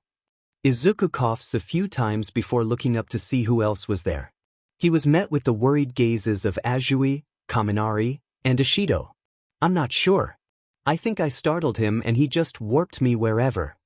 Izuku glanced over the side of the boat, where various water-based villains were waiting. We should probably think of a plan to get out of here, before they get impatient and start sinking the boat. As the other three begin discussing ways to get off the boat and to dry land, Izuku mumbles to himself. It's odd that they put both Azui and Kaminari in the shipwreck zone. Electricity and water don't mix well and Azui has a frog-based quirk so the water won't hinder her movement. If they knew our quirks dash, Izuku freezes before talking again, only this time louder and excited. If they knew our quirks then they probably would have out us in better areas to counter our quirks. We should take advantage of that. They don't know what we're capable of, but they also won't underestimate us. The other three students turned to him as he started to whisper. Guys, I think I have a plan. Hitoshi watched the mist villain warp away most of his classmates. He then watched him whisk away his brother to God knows where. He watched his dad fight villain after villain, though Hitoshi knew he must be getting tired. He wanted to help. He wanted to do something. All he had done so far was stand and watch. Hitoshi checked his watch, 3.5 minutes before Tenya ran to get help. If he hadn't done so already after hearing the chaos from inside. Hitoshi could stall for 3.5 minutes. Hey Misty Dude, what do you call ranch in a cowboy hat? The plan was simple. Kaminari electrocutes all the villains in the water. While their injured Azui carries them to dry land and Ishido keeps away any remaining villains with her acid. It worked like a charm, and soon Izuku found himself near the center plaza. Izuku watched as his dad fought villain after villain. He was worried but also immensely relieved. His dad was still alive and fighting. And as long as he was fighting, Izuku knew he could do something. Knew he could think of a plan. Knew he could stall. The crusty man with blue hair stood there with a large black beast. The mist man appeared nearby soon after that. Izuku couldn't quite hear what they were saying, except for the crusty man because he was whining and yelling like a child. Eventually he stopped, instead yelling 3 words that almost stopped Izuku's heart. Nomu, get Eraserhead. Frozen and horrified, Izuku watches as the black beast moves faster than Izuku can see and grabs his dad. This isn't how he dies, a voice in his head says, this isn't what's supposed to happen. Of all the futures you've seen, he doesn't die this way in any of them. Do what he trained you to do. Do what you do best, better than anyone else. So Izuku stands, dust in his lungs, water dripping from his hair, eyes clouded by still glowing clearly, and he yells, "Stop!" The villains do, to his surprise, stop and turn to him. Eyes wide and frozen, the villains stare. The crusty man is in front of him a second later. Dust, All his friends turned to dust, disintegrated right in front of him, and there was nothing he could do, nothing he tried to do, nothing he can do to stop it. Oh, you were right, Kurajar. This one does look like Sensei. He kind of reminds me of Sensei's brat. I'm not a brat. Izuku wants to say. I'm nobody's brat. I'm my own person and I won't let you do this. I won't let you hurt my family. But he can't say it. His throat is clogged and Hitoshi isn't here to speak for him. The crusty man's hand reaches out towards them, one aimed for Izuku and the other for Azui. His fingers press against Izuku's face, and Izuku waits. He waits for the pain he's felt so much whenever he sees, and feels, himself die in another lifetime. He waits for death like a man on death row. Nothing happens. Oh boy, you really are amazing, Eraserhead. Even after all this fighting you save your student. The crusty man smiles, and Izuku wants to think it's terrifying. He wants to cower in fear and beg for his life, because that's what should happen. This man is a villain who wouldn't hesitate to kill them, who didn't hesitate to try to kill them. However, for some reason that Izuku cannot even begin to fathom, he is not the least bit scary. Izuku stares blankly at the man. No, Mukildash. No. No, Dad. He's screaming his throat raw and he knows it, but Izuku yells anyway. Before he knows what he's doing, Izuku reaches out his own hand, grabbing the crusty man's wrist as the glow behind his eyes brightens. They both freeze. You're not scary, Izuku whispers, though he doesn't know if he can be heard. You smile and you speak as if you are. As if I should run away fearing for my life. I've seen scary. I've seen death, I've felt death. You aren't scary. You don't know scary. Show me his death. Izuku begs his quirk. Show me something wicked and horrifying and terrible. Show it to him too. See how he likes it. Show me, show him, show me, show him. It's kind of comforting, chanting the 3 words in his head as he watches someone die. He waits for that death to end and the next one to begin. There's no pause, no wait, it's one death after another. Are you ready to die, Shigaraki Tamura? Izuku asks in as calm a voice as he can manage as they're both thrown into the scene. It's a prophecy, you know. Izuku has never been so happy to see someone die before. The world around them is quiet. Izuku can't see anyone else, but he knows Shigaraki is watching too. He doesn't know how he knows, but he does. It's a gut feeling. An impulse. They're standing in the middle of a busy mall, people everywhere. Izuku wandered the street for a bit. He doesn't see Shigaraki anywhere, but sometimes it takes a while for the person who dies to actually, die. People meander around and Izuku spies some familiar faces. There's Uraraka, and Ashido, and Aoyama. They wander around and eventually into a store.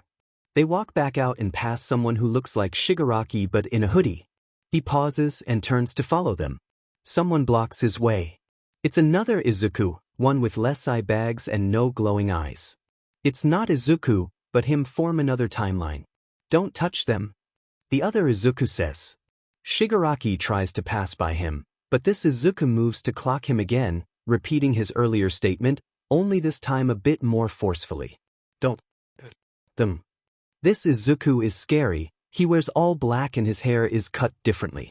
This Izuku is confident and strong. Move, child, if you know what's good for you. Just because you're sensei's kid doesn't mean I won't hurt you. Shigaraki hisses. I know. The other Izuku states, and Izuku walks a little closer. This Izuku looks sad, his eyes are blank, dead. This Izuku hasn't found his family. But we both know I could kill you far more efficiently. I'm much stronger than you, and you know that. Shigaraki tries to move the other Izuku, tries to force him to the side, tries to push him away. There's blood before Shigaraki even touches the other Izuku. This Izuku watches as the villain falls to the ground, clutching his hands to his chest. The other Izuku doesn't react, even as Shigaraki bleeds out and people around them panic. He simply walk away, unconcerned. Someone screams, it sounds like Shigaraki but wobbly, and not quite there. Izuku turns to see Shigaraki, not the one on the floor but the one he was fighting. His form is fuzzy and transparent. Izuku reaches out to grab Shigaraki and the scene goes black. Izuku closes his eyes, and when he opens them again he and Shigaraki are standing someone else. The sky is black and lacking any stars. A large warehouse stands in front of them, though no lights are on. Izuku can tell someone is in there. There is crying and screaming. Izuku doesn't hesitate to step forward. The door slams open and someone storms out, too fast for Izuku to see who it is. Soon after Shigaraki stumbles out, looking tired. He falls to the ground, and that's when Izuku sees the knife lodged into his side. Shigaraki screams again, but the other Shigaraki doesn't even flinch. Izuku doesn't remember what it was like to first see someone die. He grew up with the images playing in the back of his head. He never had the chance to fear it, to learn what it was, to experience it before he was watching people lose their lives, lose their lived ones, lose their heroes. He tries to imagine what it's like for Shigaraki, who is watching himself die over and over again for the first time in his life. Must be scary and painful and confusing. Izuku spares a moment to pity the villain. Nobody, no matter how awful, deserves to see something so traumatizing, but it's the only way Izuku can help. The only way he can save his family. The other Shigaraki bloods out, just like the last one, and Izuku waits for it to shift to a new scene. This one is in the middle of a forest. There's a giant man standing there, fighting Shigaraki and a few other people Izuku doesn't recognize. Izuku and Shigaraki watch them fight for a bit before the other Shigaraki shows up. He fights with the others, but the giant is simply too strong. They cannot win against him. The other Shigaraki gets hit, flung away from the group into the trees. Izuku is quirked to follow, and Shigaraki is pulled along with him. They find the other Shigaraki on the ground, alive but heavily injured. I don't understand. Shigaraki says, staring at his other self. I'm not dead, none of this has happened, I'm right here. I don't understand. A promise. Izuku answers, only for Shigaraki to turn towards him horrified. Oh, no, what are you? How are you doing this? Let me go. Right now. Izuku smiles wryly, and the scene turns to black again. Oh, I see now. You're not an NPC, like I though. You are the secret boss. Izuku doesn't answer. He couldn't even if he wanted to. His limbs sag, and exhaustion permeates his mind. He waits for the next death to begin, but it doesn't. Izuku opens his eyes to find Shigaraki on the ground beneath him, terror filling his eyes as he stares up at Izuku. Monster! Shigaraki hisses. He tries to scramble back, away from Izuku, but he still holds the crusty man's wrist. With the least of his energy, Izuku keeps his grip on his wrist. You may be the secret boss, but you cheated to get there. You're not scary. Izuku is too tired to filter his mouth, so the words come tumbling out. You think you are with your whole league of villains, we're gonna kill the symbol of peace, disintegration quirk thing, but you really aren't. What you just saw. That was scary, and that wasn't even the worst of it. There are eyes boring into Izuku back, most likely his classmates, but Izuku is much too tired to care. You don't scare me, Shigaraki Tamura. Dust in his lungs, a light in his eyes, and water dripping from his hair. Izuku stands proud, holding the villain's wrist with all the strength he can manage. Another death plays behind his eyes, and for a brief moment Izuku wonders if he can save them. Maybe that's a death he can stop. Maybe they're all deaths he can stop. With that though, Izuku looks up. He looks at the crowd of villains scared out of their skins. He looks at his classmates, emerging from their disaster zones, roughed up, injured, but alive. This is my family. Izuku says, the words reverberating around the building. The glow of his eyes brightens as Izuku takes a step forward. This is my family, and you are not allowed to kill them, Shigaraki Tamura. Another name nudges its way into Izuku's mind. I will not let you take them from me, Shimura Tenko. He dropped the villain's wrist, letting it fall to the ground. Said villain was frozen, almost shaking his fear. Izuku took another confident step forward. I'm not wrong. He says, quieter this time. I'm not wrong, and this is not a dream.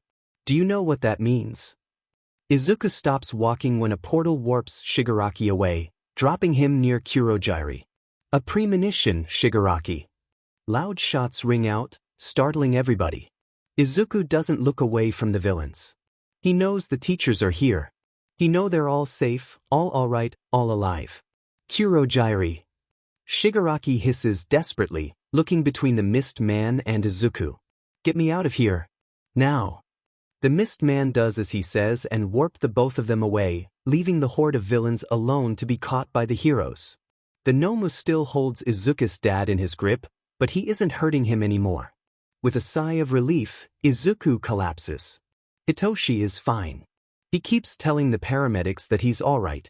He wants them to focus on Izuku, who had to be carried out on a stretcher, or Dad, who was bleeding heavily when Hitoshi last saw him. They don't listen, assuring him that his family is in good hands. Nobody tells him if they're actually alright, though. They give him vague answers and avoid the question. The rest of his classmates are gathered around the door, mostly uninjured.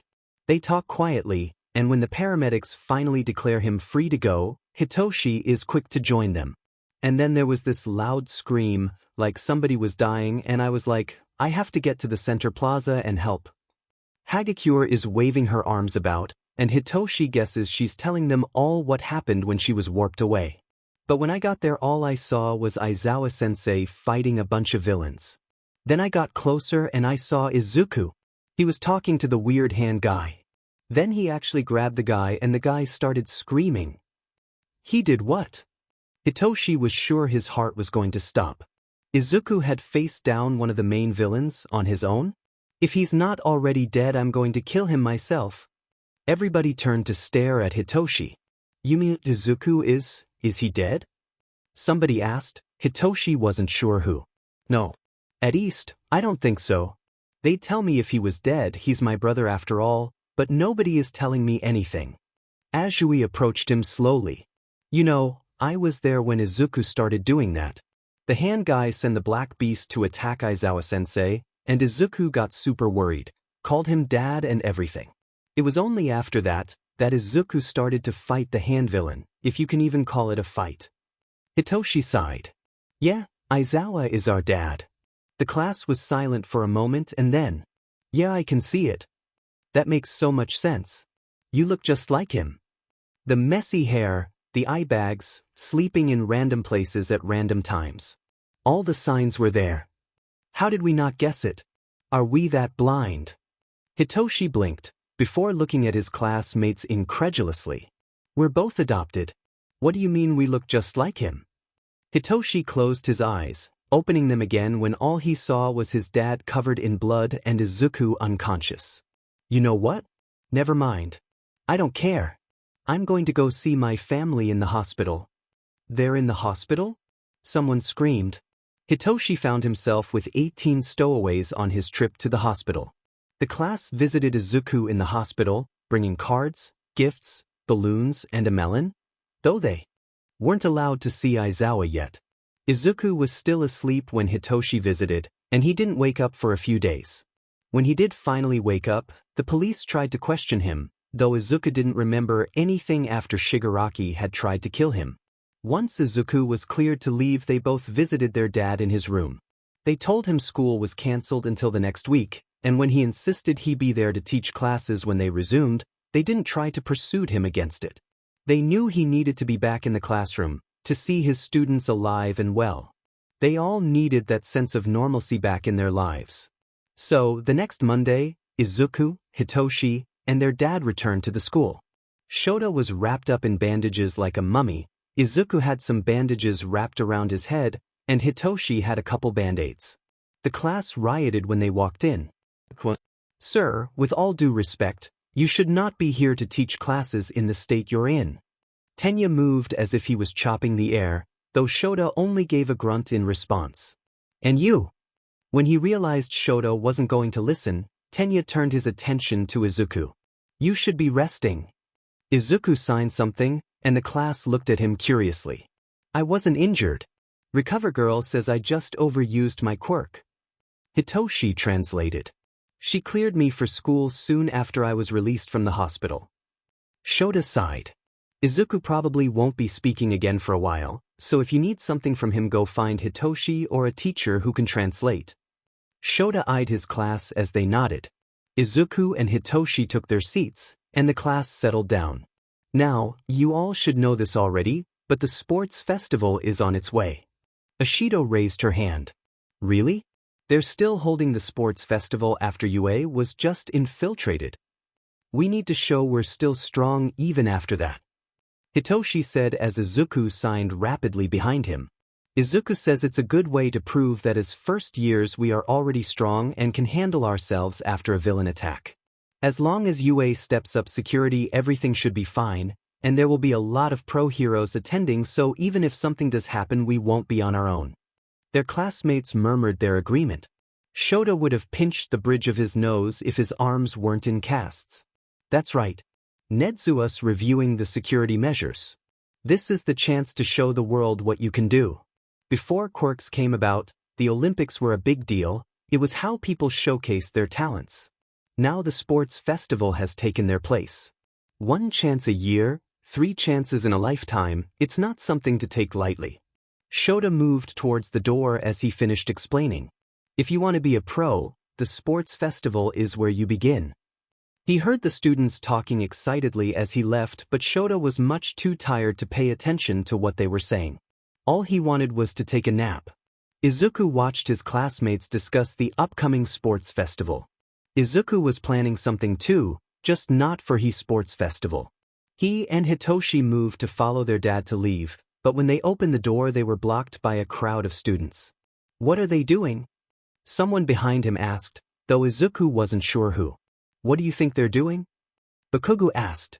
They're scoping out the competition. We are the class who survived a real live villain attack. Izuku signed something to Hitoshi, who nodded. Get out of my way, shitty extras. Tenya was quick to lecture Bakugo on being polite, but Izuku was too busy getting ready to enact his plan to really notice. He pulled a thin rope from his backpack, and everybody around him went silent. Why is there a coil of rope in your backpack? Uraraka asked with a funny look on her face. For plans. Hitoshi answered in his stead. Izuku tied the rope around the grappling hook he had also pulled from his backpack. At this point even the crowd in front of their door had gone silent. What else do you keep in there? Kaminari shuffled closer in an attention to peek into Izuku's backpack, but he was quickly met with a harsh glare from Hitoshi. Izuku threw the grappling hook up towards the ceiling.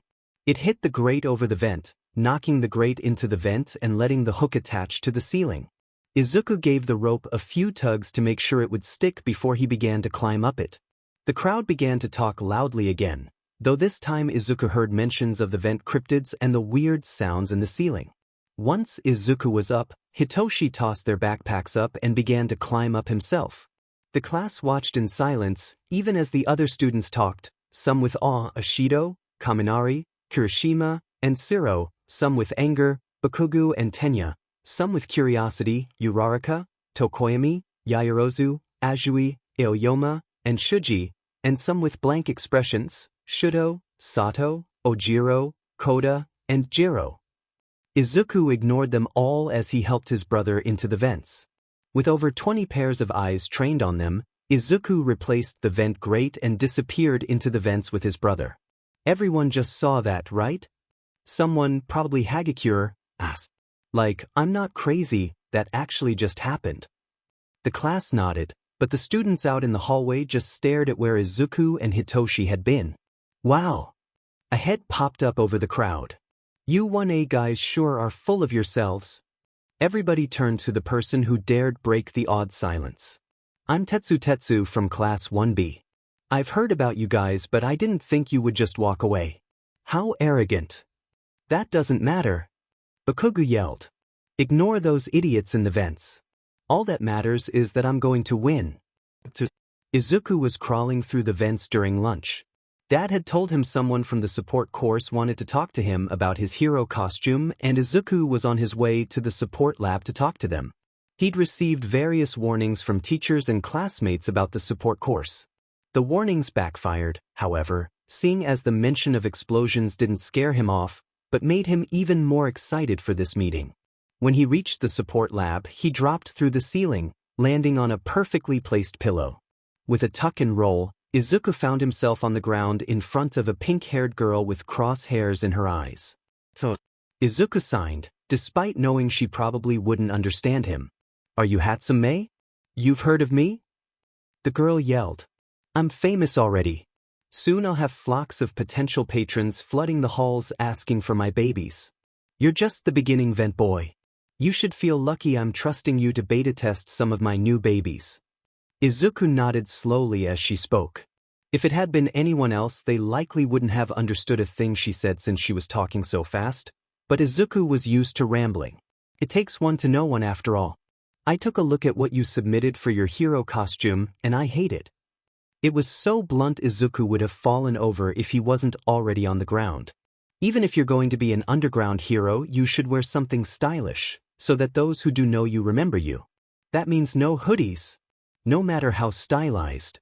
Izuku pushed his way off the ground as Mei turned around and pulled something off the nearby table. It was a silver case just like the one his original hero costume was in. What's this? Izuku asked. Your new hero costume, of course. At Izuku's baffled look she laughed. What? You didn't think I was going to let you keep that sorry excuse for a costume, did you? I took it upon myself to design you a new, better costume. Go ahead, take a look, try it on. Izuku nodded, grabbing the case and racing to the nearest changing room. His first costume may not have been very heroic, but Izuku isn't very creative and it was the best he could come up with. This costume was much better, he had to agree with Mei. It was still mostly black, and he still had his black pants with various hidden pockets.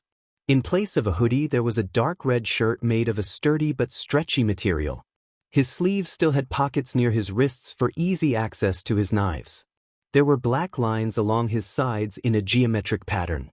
A black mask slipped over the top half of his face hid his identity well without restricting his movement. Dark gray boots with knives hidden in the soles and special grips on the bottom made it easier to climb and harder to slip when running. Black gloves with similar grips made it easier to keep a hold of his knives, making it more difficult to knock them away. Unlike with the hoodie, his messy green hair was on display, but somehow it worked well with the red and black of his costume. When he walked back into the support lab, costume still on, Mei clapped. It's perfect, just like I pictured. Now you have to try out some of my babies. I have so many that would work well. You value speed and precision when you fight, right? Take a look at these. She pulled out a couple of knives and handed them to Izuku. Unlike the knives he already had, these had a button on the grips. They're electric. When you press the button, they send an electric shock through whatever is touching the metal part. It's not much, just enough to stun an opponent, but your gloves should protect you nonetheless. With mice direction, Izuku pressed the button and the knife vibrated slightly. That's not all. Mei said excitedly. If you like those, you should take a look at this. She grabbed something from her pocket that looked just like a gumball. It's a restraining gum. You pop it in your mouth, chew for a few seconds, and spit it out. It expands to capture and hold a criminal. I designed it so it could only be dissolved with a special solution I made. That's cool. Izuku signed as she handed him the gum, tucking it into one of his many pockets. He signed for a bit about how cool it would be to use in battle, and how helpful it could be when it came to hostage situations. The two rambled together. A few times somebody would walk in meaning to retrieve something, only to turn around and walk right back out once they caught sight of the two chaotic geniuses talking excitedly about contained explosions and how to recreate a certain hothead's nitroglycerin-based quirk. They talked until the bell rang signaling the end of lunch, though Izuku left with the promise to return so they could talk more. He didn't return because Power Loader banned them from being in the support lab at the same time, for other students' safety. 3. Mirio had met a lot of first years. He himself had been a first year not 2 years prior. The point is, Mirio knew what most first years were like, and these two did no fit the bill. Their first impression left much to be desired. They fell out of the vents in the middle of an English lesson, and from then on they had proved to be chaotic gremlins hell-bent on causing chaos. And one of them was friends with Tamaki, so it's not like Mirio could do anything to stop them. Case in point, one of the gremlins, the one with green hair and glowing green eyes, Izuku, if Mirio remembered correctly, came running around the corner at full speed, jumped over Mirio, and continued running as if he hadn't just straight up leaped over someone at least a head taller than him. Mirio stood there in confusion as another one, a support course student with pink hair, rounded the corner equally as fast and ran around Mirio, ducking into a classroom a second later. The other gremlin rounded the corner not a second later, ran at Mirio straight on, brushed his hand over Mirio's arm, and ran away with only the words, "You're it." "Oh, it is so on." Mirio grinned. Maybe he could get Nijire and Tamaki in on the game too, since it seemed only the 3 first years were playing. Mirio ran into the room he had seen the pink-haired support course student run into, but no matter where he checked there was nobody there. Yelling from outside drew his attention, and as Mirio looked out the window he spotted said student climbing down the side of the building. The green-haired one was waiting at the bottom already, and Mirio couldn't help but wonder how he'd gotten there so quickly. With a grin, Mirio ran off to find his friends and get them both in on the game of tag. School was supposed to be over an hour ago. Students of varying ages, from varying courses were running all over school grounds, using their quirks to avoid the people who were it. The taggers were marked by having them tie their tie around their forehead. It worked for various reasons, especially since once you were tagged you had to take a moment to tie your tie around your forehead, giving the previous person a chance to get away before being tagged again. Mirio hadn't seen the 3 students who had started the game, but he knew most of the school was in on it at this point, and the teacher were allowing it since it helped them use their quirks in a practical setting. Mirio didn't hear the approaching footsteps until it was too late. The green gremlin hopped over his head, again, and ripped the tie off his head. "Tag you're it." He's signing the words as he turned to run away. Mirio grinned as he undid his tie and wrapped it around his head. Shudo had been ambushed by Izuku and his brother on his way out. They dragged him, rather unceremoniously, to the staff lounge where Aizawa-sensei was already waiting. They left him there for a few minutes before returning with Ida in tow. Ida did not seem surprised. He seemed like he had resigned himself to this fate, so Shudo felt he should do the same. Whatever Izuku and Hitoshi were planning, it had to at least be safe if Aizawa-sensei was allowing it. Izuku left once more, returning with his arms laden with odd yellow floppy objects which were soon revealed to be yellow sleeping bags, identical to Aizawa-sensei's. "Izuku?" Shudo asked slowly, almost scared to ask what was going on. "What are you doing?" Izuku signed something Shudo couldn't understand, but Hitoshi was quick to translate. "We are all going to get into sleeping bags and lay next to Dad," Hitoshi said quickly to keep up with Izuku's fast signing. "And when Yamada comes in we're going to record his reaction and post it on HeroTube." Tenya nodded as if he expected as much. Shout decided to go along with it since it didn't seem like it would do any actual harm. The 4 of them zipped themselves up into a sleeping bag, which Shudo found was a lot more comfortable than he imagined, and they lay on the floor. Aizawa-sensei soon joined them. Shudo wasn't sure how long they waited there. He fell asleep at some point, though not for long. He was awoken by a loud, and when he says loud he means loud, yell. The kind of high-pitched scream only present Mike was capable of producing. "Aizawa! They're infecting the others. You have to stop this madness." Present Mike continued to yell until Aizawa-sensei sat up and erased his quirk. "How could you let them do this?" Izuku, or who Shudo assumed was Izuku, rolled over in his sleeping bag and grabbed something from the corner of the room. Something that had been hidden until now. A video cam. "Wait, you guys were serious?" The video goes viral in just a few days, and present Mike swears he won't speak to any of them for a whole day. He lasts about an hour before forgetting and accidentally asking Shudo for help. Izuku didn't remember a lot about his parents. He was only 4 when they died for real. He remembered Mama's soft voice when she told him about death for the first time. He remembered Papa playing with him and listening when Izuku told him about what he saw. He remembers both of them showing him videos from before he was born, back when Mama was a hero and Papa was a villain. He remembers Papa handing him a knife for the first time and telling him how to throw it until Izuku could throw with almost 100% accuracy. He remembers Mama teaching him about a person's vital parts and how to take advantage of any visible weaknesses. He remembers them both helping him find books on poison and how to treat fatal wounds. He's seen so many people die, some peacefully, dying of old age like they were meant to, some violently at the hands of a villain tearing the city apart, Some quickly, cleanly, because somebody just wanted to watch them die. Izuku's seen himself take lives. He's seen himself use what his mama and papa taught him to kill. The memories gave him nightmares for weeks. He remembers when he first met Present Mike. He saw him die a few times the previous day, all in the same place because of the same people. Izuku searched and searched until he found the place. Mama and Papa had taught him how to be sneaky, how to get into things without being noticed, so he slipped inside. That's where he met Kohei-chan.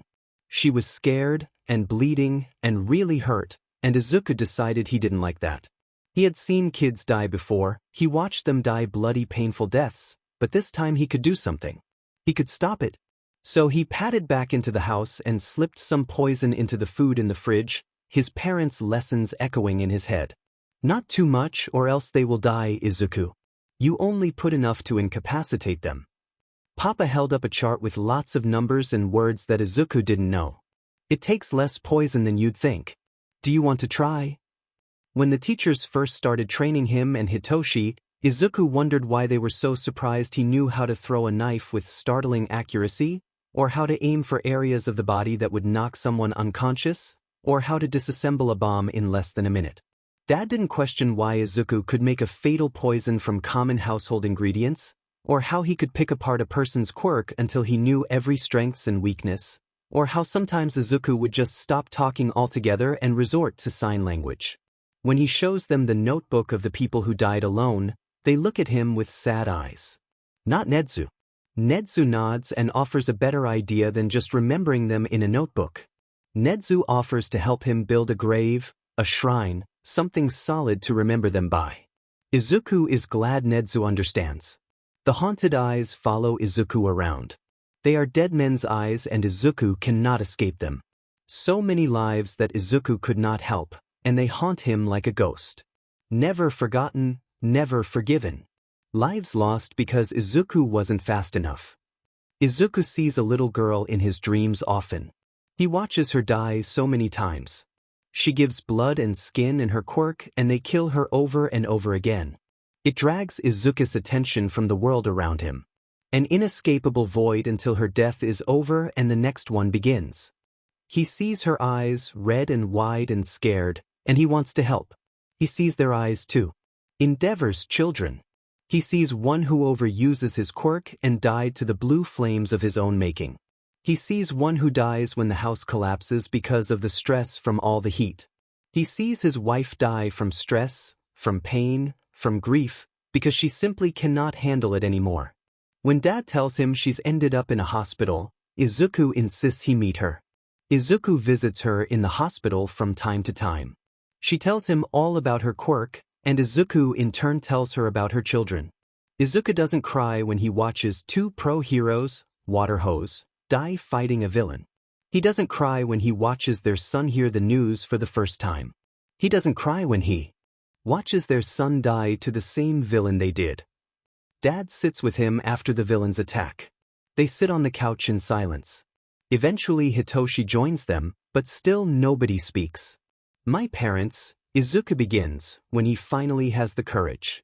This conversation is long overdue, and Izuku knows it. He just never thought he'd be able to talk about them again. My mama and papa loved each other very much. Mama was a hero and Papa his breath hitches, but he forges on. If he doesn't tell the story now, he probably never will. Papa was a villain. He fell in love with her, and they got married, and when I was born they both retired. Mama and Papa taught me a lot. They said I would need to protect myself when I got older. That I couldn't rely on the heroes. Papa helped me with my quirk sometimes. He would listen to me when I told him about how somebody would die, and he would point out all the ways that person could avoid it. Suddenly, Izuku doesn't feel like a 15-year-old boy who made it into the top hero school in the country. He feels like a child telling his parents about a nightmare he had. He feels like screaming and crying and letting all the emotions he tried not to feel out into the world. The girl dies again, her white hair stained with blood. She doesn't scream like most children do. She doesn't whimper or cry or beg for her life. She's used to it. She shouldn't be used to it. It's not something a child should get used to. Sometimes, Izuku says quietly, as a heavy feeling weighs his chest down. I see myself die. Dad gasps. It's an odd sound, and Izuku focuses on that. He doesn't picture all the times he's seen himself bleed out, hit the ground, suffocate. He focuses on Hitoshi, who leans forward to hug him. He focuses on the feeling of family around him. Izuku wants to say more, to say something comforting, but the words feel stuck to his mouth. They don't make him talk. They just hug him in silence, and Izuku is happy. Fire, raging and angry, and boiling water that doesn't hurt as much physically as it does emotionally, and the loneliness that comes from being kept from your own siblings. Izuku doesn't say it aloud, but as he remembers all the deaths he's seen, he promises he'll save Shudo from his BSTRD of a father.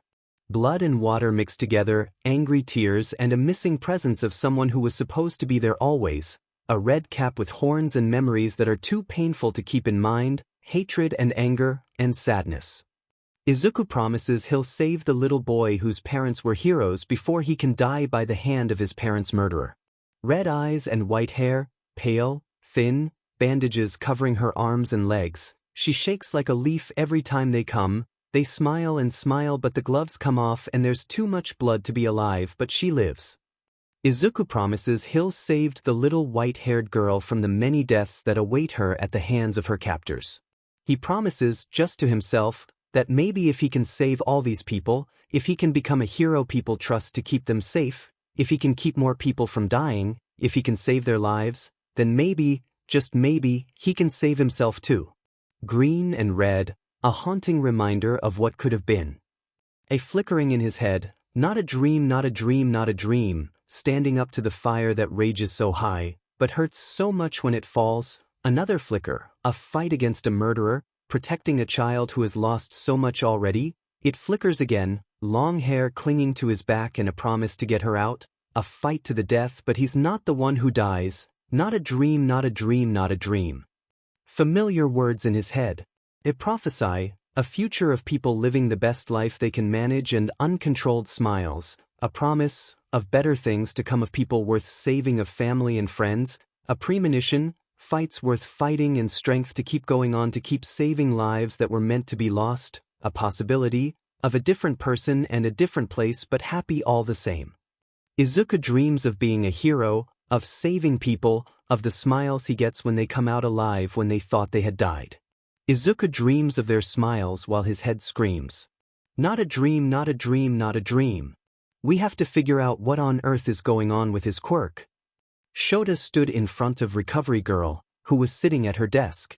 Izuku was sitting on a nearby medical bed with an uncomfortable look on his face, his eyes trained on the floor.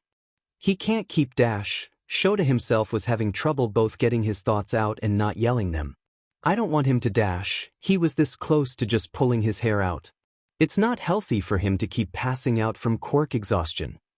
Actually, Recovery Girl had just been listening to him rant so far, being unable to provide any kind of answer or solution until now. Don't think it's quirk overuse. Shota stared at her and even Izuku looked up. I have a different theory now. I think Izuku has been unconsciously holding himself back. It's more common than you think, especially for kids with quirks that could potentially be traumatizing.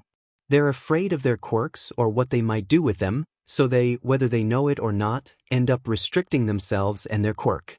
It's highly plausible that's exactly what Izuku has been doing up till this point. So, let me get this straight. You think there's more to Izuku's quirk? We just don't know it because Izuku has been subconsciously holding it back.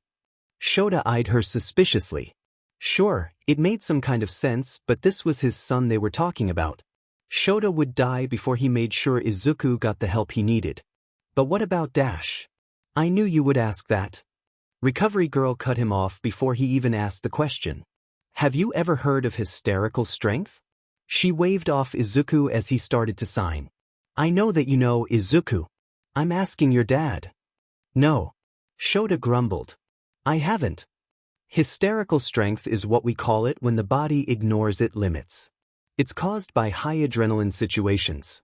Normally, your mind is always holding your body back, since we would end up seriously injuring ourselves if we constantly used our body's full potential. However, when your brain receives an adrenaline rush or is in a life or death situation, your brain decides it would rather break a few bones than die, so it ignores your body's limitations, whether the limitations it naturally imposes or limitations you yourself have subconsciously put in place. Izuku was practically vibrating in excitement as he listened to Recovery Girl's explanation. So you think, he gestured to Recovery Girl, that I could learn to bypass these restrictions I've set for myself and figure out how to really control my quirk? That's exactly what I think. Recovery Girl sighed and spun around in her chair, away from them. However, to do that we'd first need to know what exactly you're doing that your mind doesn't want you to do. Whatever you did to Bakugo was traumatic enough that his mind is suppressing the memory, and the only other person you've done it to was the villain at the USJ, and I doubt he'll let us ask him some questions. Izuku started to sign with his hands, too fast for either hero to understand, like his mumbling in sign language form. Eventually his hands just froze, and he stared at Recovery Girl with wide eyes. If I could find some way to use it without my mind stopping me, I'd have to be in another high-stakes, high-adrenaline situation, right? Recovery Girl nodded. A situation like the sports festival. Shota shook his head immediately. No. It's much too dangerous for you to use your quirk on your classmates like that. No, no, no. I can't believe I agreed to this. Shota pinched the bridge of his nose as he watched the classes make their way out onto the field. Whoever had agreed to let Midnight host the festival this year had clearly made an error. What? Mike asked beside him. Agreed to be a co-announcer with me or agreed to let your kid use his quirk in the sports festival? Both. All right. Please welcome to the stage your first-year representative, Aizawa Izuku, who placed first in the entrance exam. Izuku meandered up the stairs, trying desperately not to look up at the crowds of pro-heroes and civilians, all watching his every move. Hitoshi had asked if he'd be all right on his own or if Hitoshi would have to translate for him. Izuku had said he could do it on his own. He was regretting that decision now. He cleared his throat as he approached the microphone. It had been 2 weeks since the USJ, since what he saw, and Izuku knew he should be ready to speak again, but every time he saw his classmates' faces the words just wouldn't come out. Now he would have to face his problem in front of thousands of people. Hi. He began, but the mic screeched with feedback. I'm Izuku. Dad had told him he had 10 minutes to make his speech before Midnight would kick him off stage. Izuku had worked for days on what to say, but now that he was actually up here, no words came to mind. My quirk is, it's dangerous and painful. I've seen a lot of terrible things because of it. Izuku glanced up at the announcer's box where he knew his dad was. When I was 5, I decided I wanted to be a hero. I wanted to keep awful things from happening. Next he looked to Hitoshi, who gave him 2 thumbs up and a nervous smile. And here I am dash. Here I am, his mind whispered, the words echoing over the cracked walls of an empty stadium. There's nobody around. Izuku is alone. Standing here, one step closer to making that dream come true. Dreams burn to ashes right in front of your eyes, dead along with everything and everybody else you loved. You cannot save them if you can't save yourself first. This is far from the last step, but one step forward is one less step back. So I'm going to do my best and I'm going to win, because if that's what it takes for my dream to come true. Izuku shrugged and grinned at his family. So be it. The crowd of students yelled in outrage, but Izuku ignored them, though not on purpose. Everywhere he looked the stadium was both empty and filled to the brim. His mind dancing between the 2 images, the 2 possibilities, like it wasn't really throwing Izuku off balance. Midnight pushed him the side of the stage and began talking about the first event, but Izuku wasn't paying attention. He was vaguely aware of someone grabbing his hand and leading him down the steps, but when he looked, nobody was there. You couldn't save them because you're weak. You push away power that is rightfully yours for no good reason. Use it, Izuku, learn to wield your strength like a sword, and shape it like a shield.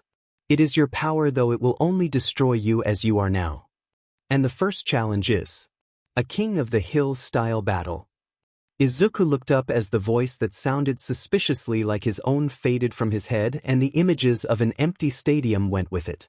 A large structure will be built inside the stadium, and all the students will line up around the bottom of it. When the timer starts, the students must try to stay at the top as long as they can.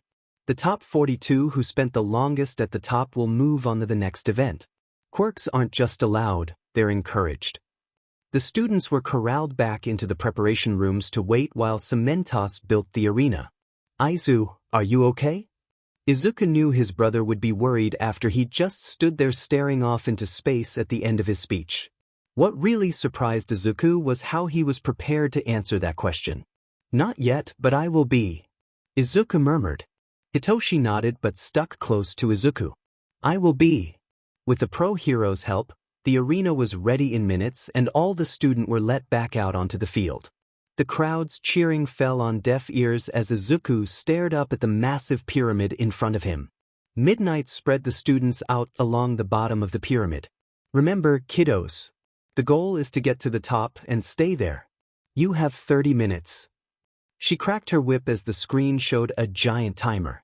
On your mark, get set, go. Most students rushed the pyramid, but Izuku held back. This game seemed too easy from an outside perspective.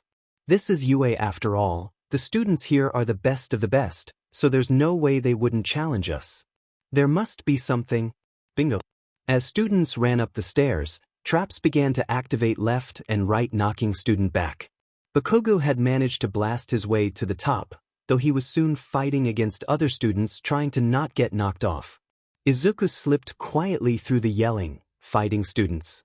Instead of taking the stairs, Izuku elected to climb up the side of the pyramid. A few people had tried already and gotten knocked down by traps, but they likely weren't as observant or sneaky as Izuku had been trained his whole life to be.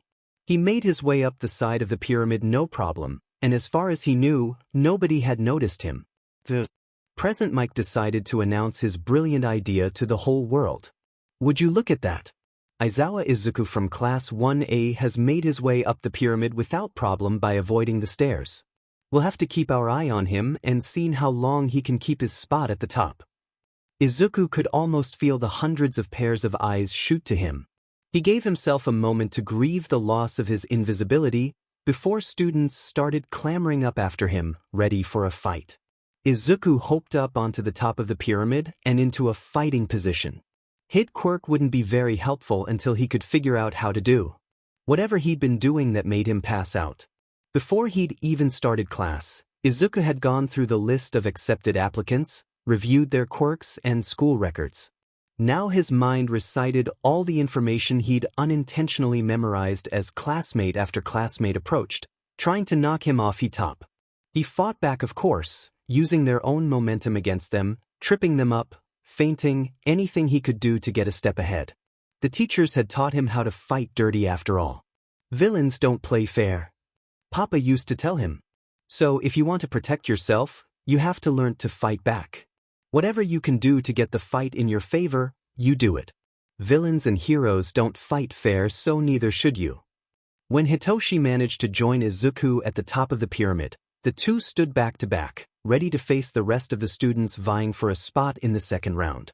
While Hitoshi managed to use his quirk on most people who came at them, Izuku was fighting mostly quirkless. Occasionally he'd grab someone's arm or leg and try to use his quirk, but it was like grasping at strings that weren't there. When the 30 minutes were up, Izuku and Hitoshi had been knocked down a few times, but they always managed to get back up, to claw their way back to the top. Getting 14th and 15th place overall wasn't bad. Izuku was happy with his placements, because they meant both he and Hitoshi would move on. Though they didn't want too much attention drawn to them since they planned to be underground heroes, so getting a little lower on the scoreboard was preferable. As they all shuffled back into the waiting area, Izuku caught sight of something that made his blood boil. Or rather someone. There, standing haughtily as if he hadn't a care in the world, was the person Izuku considered to be the worst person alive. Even villains weren't as bad as him, because at least villains were hated and acknowledged as awful. He, however, was often praised for saving people and being a hero. Who else could it be but Endeavor? If Izuku wasn't so shy, he would have flipped him off and cursed him out. As it was, Izuku sat there stewing in his rage as he eyed the youngest Todoroki child. Endeavor was here, and it was the first time in years Izuku had come face to face with the heathen. He may not have been expecting it, But Izuku is always prepared. Children who have just discovered their quirks being tossed aside by their own father, burning skin, painful cries, emotional pain beyond what any child can bear, the loss of a mother, all because of him. Today Endeavor was going down, and Izuku would make sure of it. Shudo didn't mind his classmates. His father had never allowed him to have friends, so the idea was rather foreign to him. Until Izuku dragged him off to prank one of their teachers. All things considered, Shudo should have expected it after finding out Izuku and Hitoshi were not only brothers but the sons of their homeroom teacher. They said they were adopted, but Shudo is almost 100% sure they're lying. He just has to figure out who the mother is. So, when Izuku walks up to Yaoyorozu and, for the first time since the USJ, actually speaks, Shudo is shook. He should stop talking to Hitoshi so much. When Yaoyorozu creates a fire extinguisher and hands it to Izuku, Shudo has a very bad feeling about what his friend is planning and he has no plans to stop him. Instead, Shudo follows Izuku as he leaves the student area of the arena and heads towards the crowds. Hitoshi appears a few moments later and accompanies him. Shudo almost runs into them when Izuku stops walking suddenly. "Would you like to walk with us or are you just going to follow me?" Yes. He probably should have guessed that their teacher's son would notice someone following him. Shudo doesn't hesitate to move to walk beside them. Izuku rambles on about the probability of the game for the next round and what would be best to eat for lunch to maximize energy versus intake. Most of it is lost on Shudo, but he follows Hitoshi's lead and nods along anyway. He ducks behind a wall once his father comes into view. Izuku doesn't hesitate to walk right up to the flame hero, who stands as if he has nothing to fear with his arms crossed over his chest. He has something to fear, actually, and it's Izuku. Izuku clears his throat loudly, and nearby news cameras swing over to him as Endeavor finally takes notice of the tiny green bean in front of him. "Oh, you're the little kid Aizawa found, aren't you?" Shudo can hear the annoyance in his father's voice and he hopes Izuku is fast enough to get out of there before he gets hurt. "I am, sir." Hitoshi is visibly startled when Izuku is so polite. "I also have this." Izuku holds up the fire extinguisher and Shudo holds his breath. "That's very nice, now run along dash." Izuku doesn't bother to wait until he's done speaking to open fire, spraying the foam all over the hero. He doesn't stop even as Endeavor yells in outrage. Izuku doesn't so much as flinch as the stomps around and tries to wipe the foam from his eyes. He simply continues spraying him with a blank expression until the extinguisher is empty. "In behalf of your children, sir," Izuku says, and Shudo is desperately trying to hold back a laugh. Cameras from all directions are quick to pan over to his father. The sight of Endeavor covered in fire extinguisher foam is not something to pass up. Shudo figures he could win the rest of the sports festival, and even that wouldn't make him as happy as watching Izuku destroy his father with 3 sentences and a fire extinguisher. "Get back here, boy. You insolent child." You dash. Shudo is almost afraid for Izuku, but he knows this boy. It's the boy who faced down, fought against, and won against villains capable of killing All Might. It's the boy who has haunted glowing eyes and messy hair. It's the boy whose quirk is unknown but so dangerous. It's the boy who did something to Bakugo, the class hothead, so traumatizing he made himself forget. It's the boy who smiled like the sun when they first met, no matter how cold Shudo was. It's the boy who faced down his father with a fire extinguisher. "If you so much as touch your children again, I'll do so much worse than this." It's Izuku, with a look in his eye like he's ready to kill a man, and Shudo has never been so glad to have a friend before now. Izuku skipped on his way back to the prep room. Step 1 of his ruin endeavor during the sports festival plan was complete and it had gone off without a hitch. He tossed the now empty fire extinguisher to the side where he knew nobody would trip over it. He could hear Hitoshi and Shudo whispering behind him, but he was in a good mood and decided not to eavesdrop on them. "Is that normal?" Shudo asked in a hushed voice, as if Izuku wasn't trained his whole life to listen in on conversations he wasn't meant to hear. "I mean the whole hating Endeavor thing. Do you remember when you first met us?" Hitoshi asked with absolutely no patience for whispering. "You remember how one of the first things he said to you was he knows? It was a big deal for years, he would not shut up about it. He wanted to build this big case against him and get him arrested and have his hero license taken away. We were kids then, so it seemed a lot easier than it actually is. Nezu's been helping him find proof for years. Okay, but why? And how? Hitoshi sighed audibly. His quirk. He knows because his quirk told him, showed him? I don't really know. Ask him. He's the one who has had his quirk for 10 years, not me. Izuku stopping skipping and spun around. Not yet. Izuku smiled as he saw Hitoshi dejectedly translate what he'd signed. Soon but not yet. After all, what's the point of having a quirk nobody knows about, if you can't use it to take your opponents by surprise? They made it back to the prep room just as their class was being moved back out onto the field. That was one intense first round, huh? Midnight cracks her whip as the students are released back onto the field, which is now taken up by a giant building. The second round's game has been decided. It is a blind maze. All of you will split up into teams or 4 or less.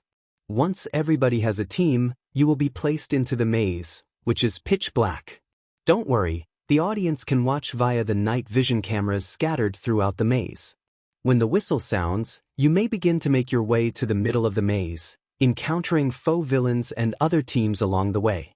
In order to move on to the third and final round, you must be one of the first 5 teams to the middle of the maze with all of your teammates accounted for. If you're separated from your team, you must reunite before reaching the center or you'll be disqualified.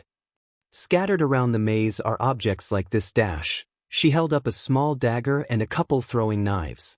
They can be used to defend against traps and other teams, though the more you bring with you to the center, the more points you gain.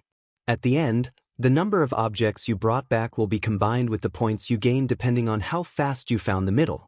The teams will be ranked on how many points you emerge with. Once again, quirks are not just allowed but encouraged. You have 5 minutes to find your teams before we begin. Go!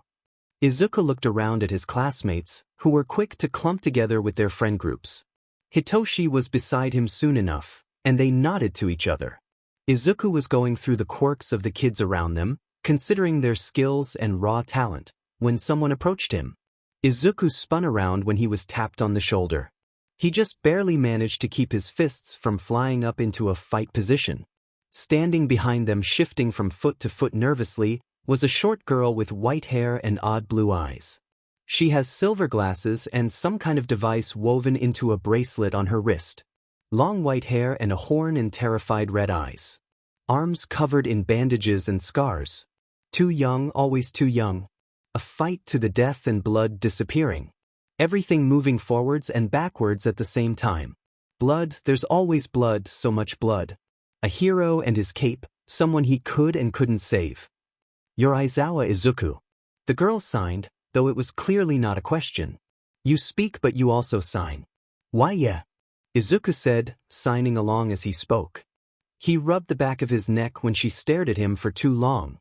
Would you? She hesitated. I mean, could I join your team, Aizawa-kun? Hitoshi decided to interrupt right them. His sign name is Green and you can call me Purple. Sure, you can join our team. Izuku nodded rapidly, smiling brightly. Another person who could understand his sign when he didn't feel like talking. Perfect. Footsteps behind them told Izuku someone else was following them, and this time Izuku turned around calmly. Do you need someone else? Kuda Koji signed nervously, and Izuku smiled so wide he thought for a second his face might split in half. Do you have a team? Izuku asked, and Kuda shook his head. You should join ours. A team full of people who can sign. How cool is that? Izuku stuck out his hand, and to his surprise Kuda shook it with a small smile. Welcome to the team. The whistle blew just then and Izuku let his smile turn predatory. The first game was just a warm-up. The second would give him a chance to show what he could do. Hitoshi knew that look. He'd seen it so many times before and it never, ever led to anything good. All right, quickly everybody introduce yourselves.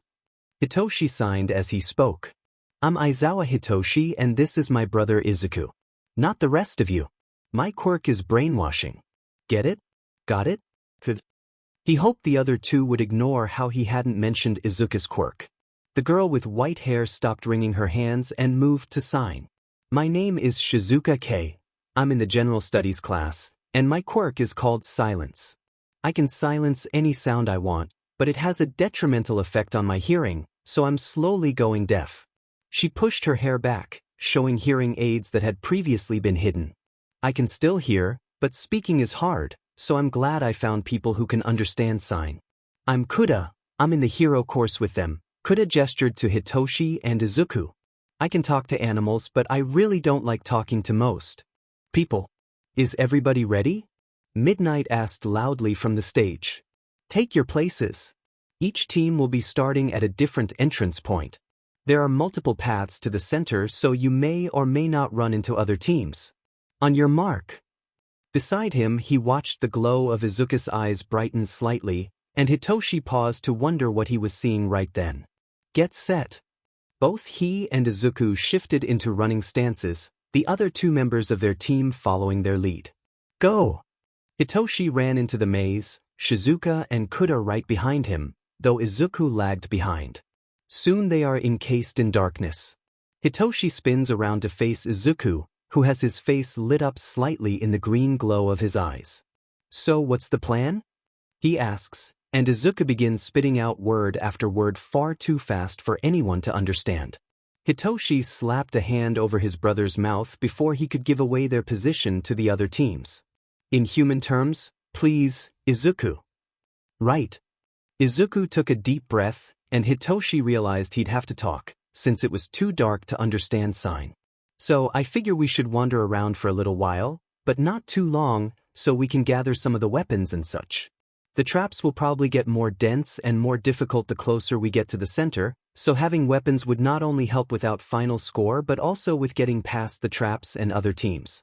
We should hold hands or do something to keep together since splitting up is an automatic disqualification.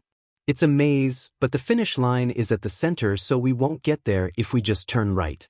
We'll probably have to find our way there through other means. Hitoshi was used to Izuku rambling, but clearly the other two weren't if their wide eyes were any hint. Anybody else have any ideas? We could use all the help we can get. Hitoshi looked to their teammates, but both shook their heads. Well, now that our eyes are used to the dark and we can probably move forward. Watch out for any traps or weapons. The four of them started to move, Izuku grabbing onto Hitoshi's arm, Shizuka holding Izuku's hand, and Kuda gripping the back of Shizuka's shirt. A few minutes in, Hitoshi almost tripped over something small lying in the middle of their path. Hitoshi grinned as he bent down to pick it up. Hey Izuku, look what I found. He held the three small items out and Izuku excitedly accepted them. Throwing knives. He breathed, his eyes glowing brighter. Hitoshi saw the dangerous gleam in his eyes and knew that Izuku was itching to fight. He'd never know his brother to be so excited to fight, but since the beginning of the sports festival Izuku seemed to be waiting for a chance to fight someone. Hitoshi shrugged off his curiosity for the moment, ready to continue on their course. They stumbled across a few more weapons before the traps began popping up. The first was expected. Izuku had reached out and grabbed Hitoshi's shirt, holding him back and subsequently keeping Hitoshi from stepping onto a trigger.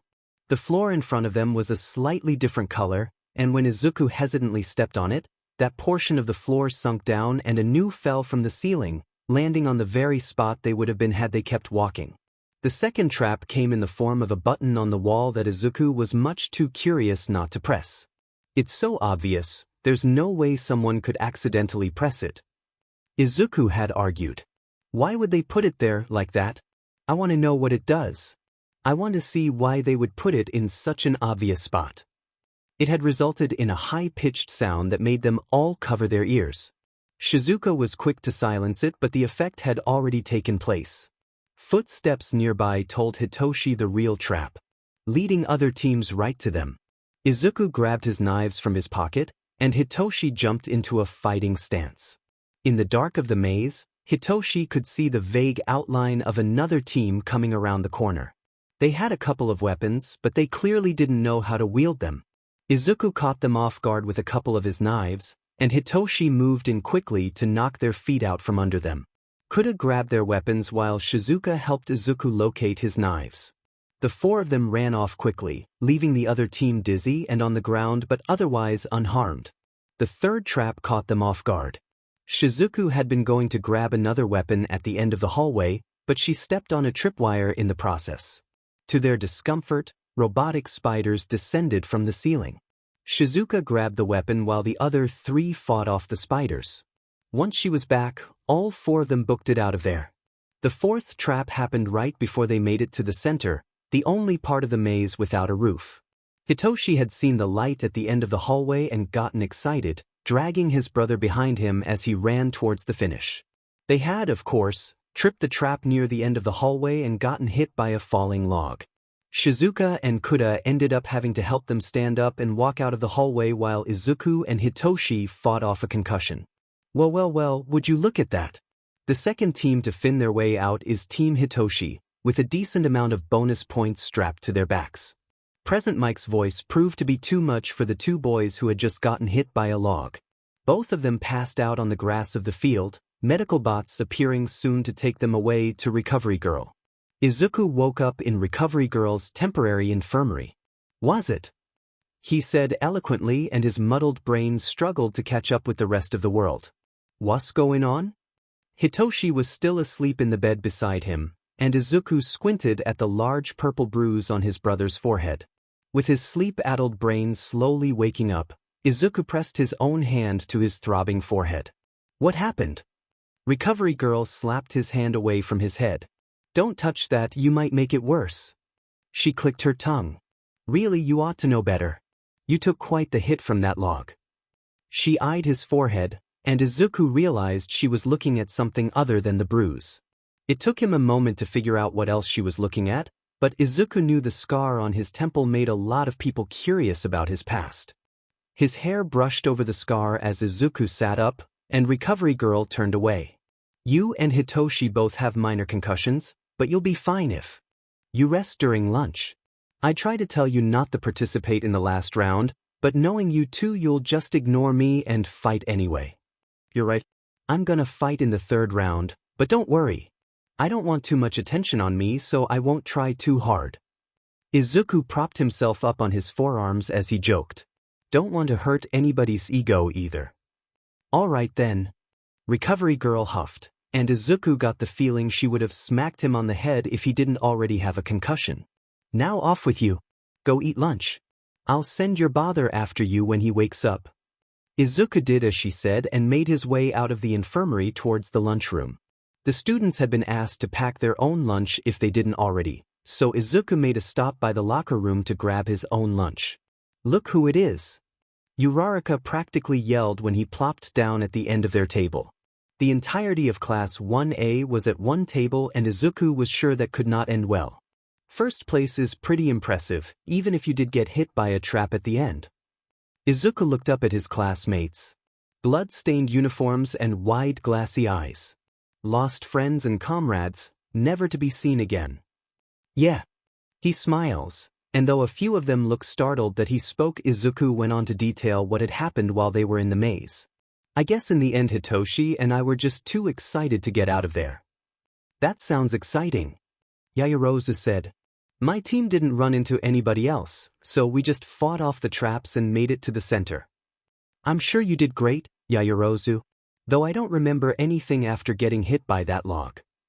Hitoshi stumbled in soon after Izuku, and the class commented on their matching bruises, which inevitably drew attention to the scar on Izuku's forehead. He knew it would come up eventually, but even Dad and Hitoshi hadn't asked him about it yet, and Izuku wasn't sure he was ready to answer any questions about it just yet. Green hair mixed with red, the pleading eyes of Mama telling him to run. Papa fighting the best he could against the intruders, and Izuku desperately holding back a scream. Could we have all the students back to the field for some fun games during the intermission? Midnight's voice broke through Izuku's thoughts, memories, and he was herded along with the rest of his class back to the locker room and then to the field. He focused on the feel of people pressed close around him, bumping into each other as they walked. He focused on the voices, loud and insistent, talking about a variety of trivial matters. He focused on the here and now, if only just to ignore the image of blood behind his eyes. The games set up were simple children games, but they worked well when it came to relieving Izuku's stress. They played a game of hide and seek, tag, Q wore flashbacks from Chapter 12, and even a scavenger hunt. Hitoshi insisted on bringing Izuku when he had to find something scary. He focused on just having fun for a few minutes, but like most everything, it was over much too soon, and the third round was upon them.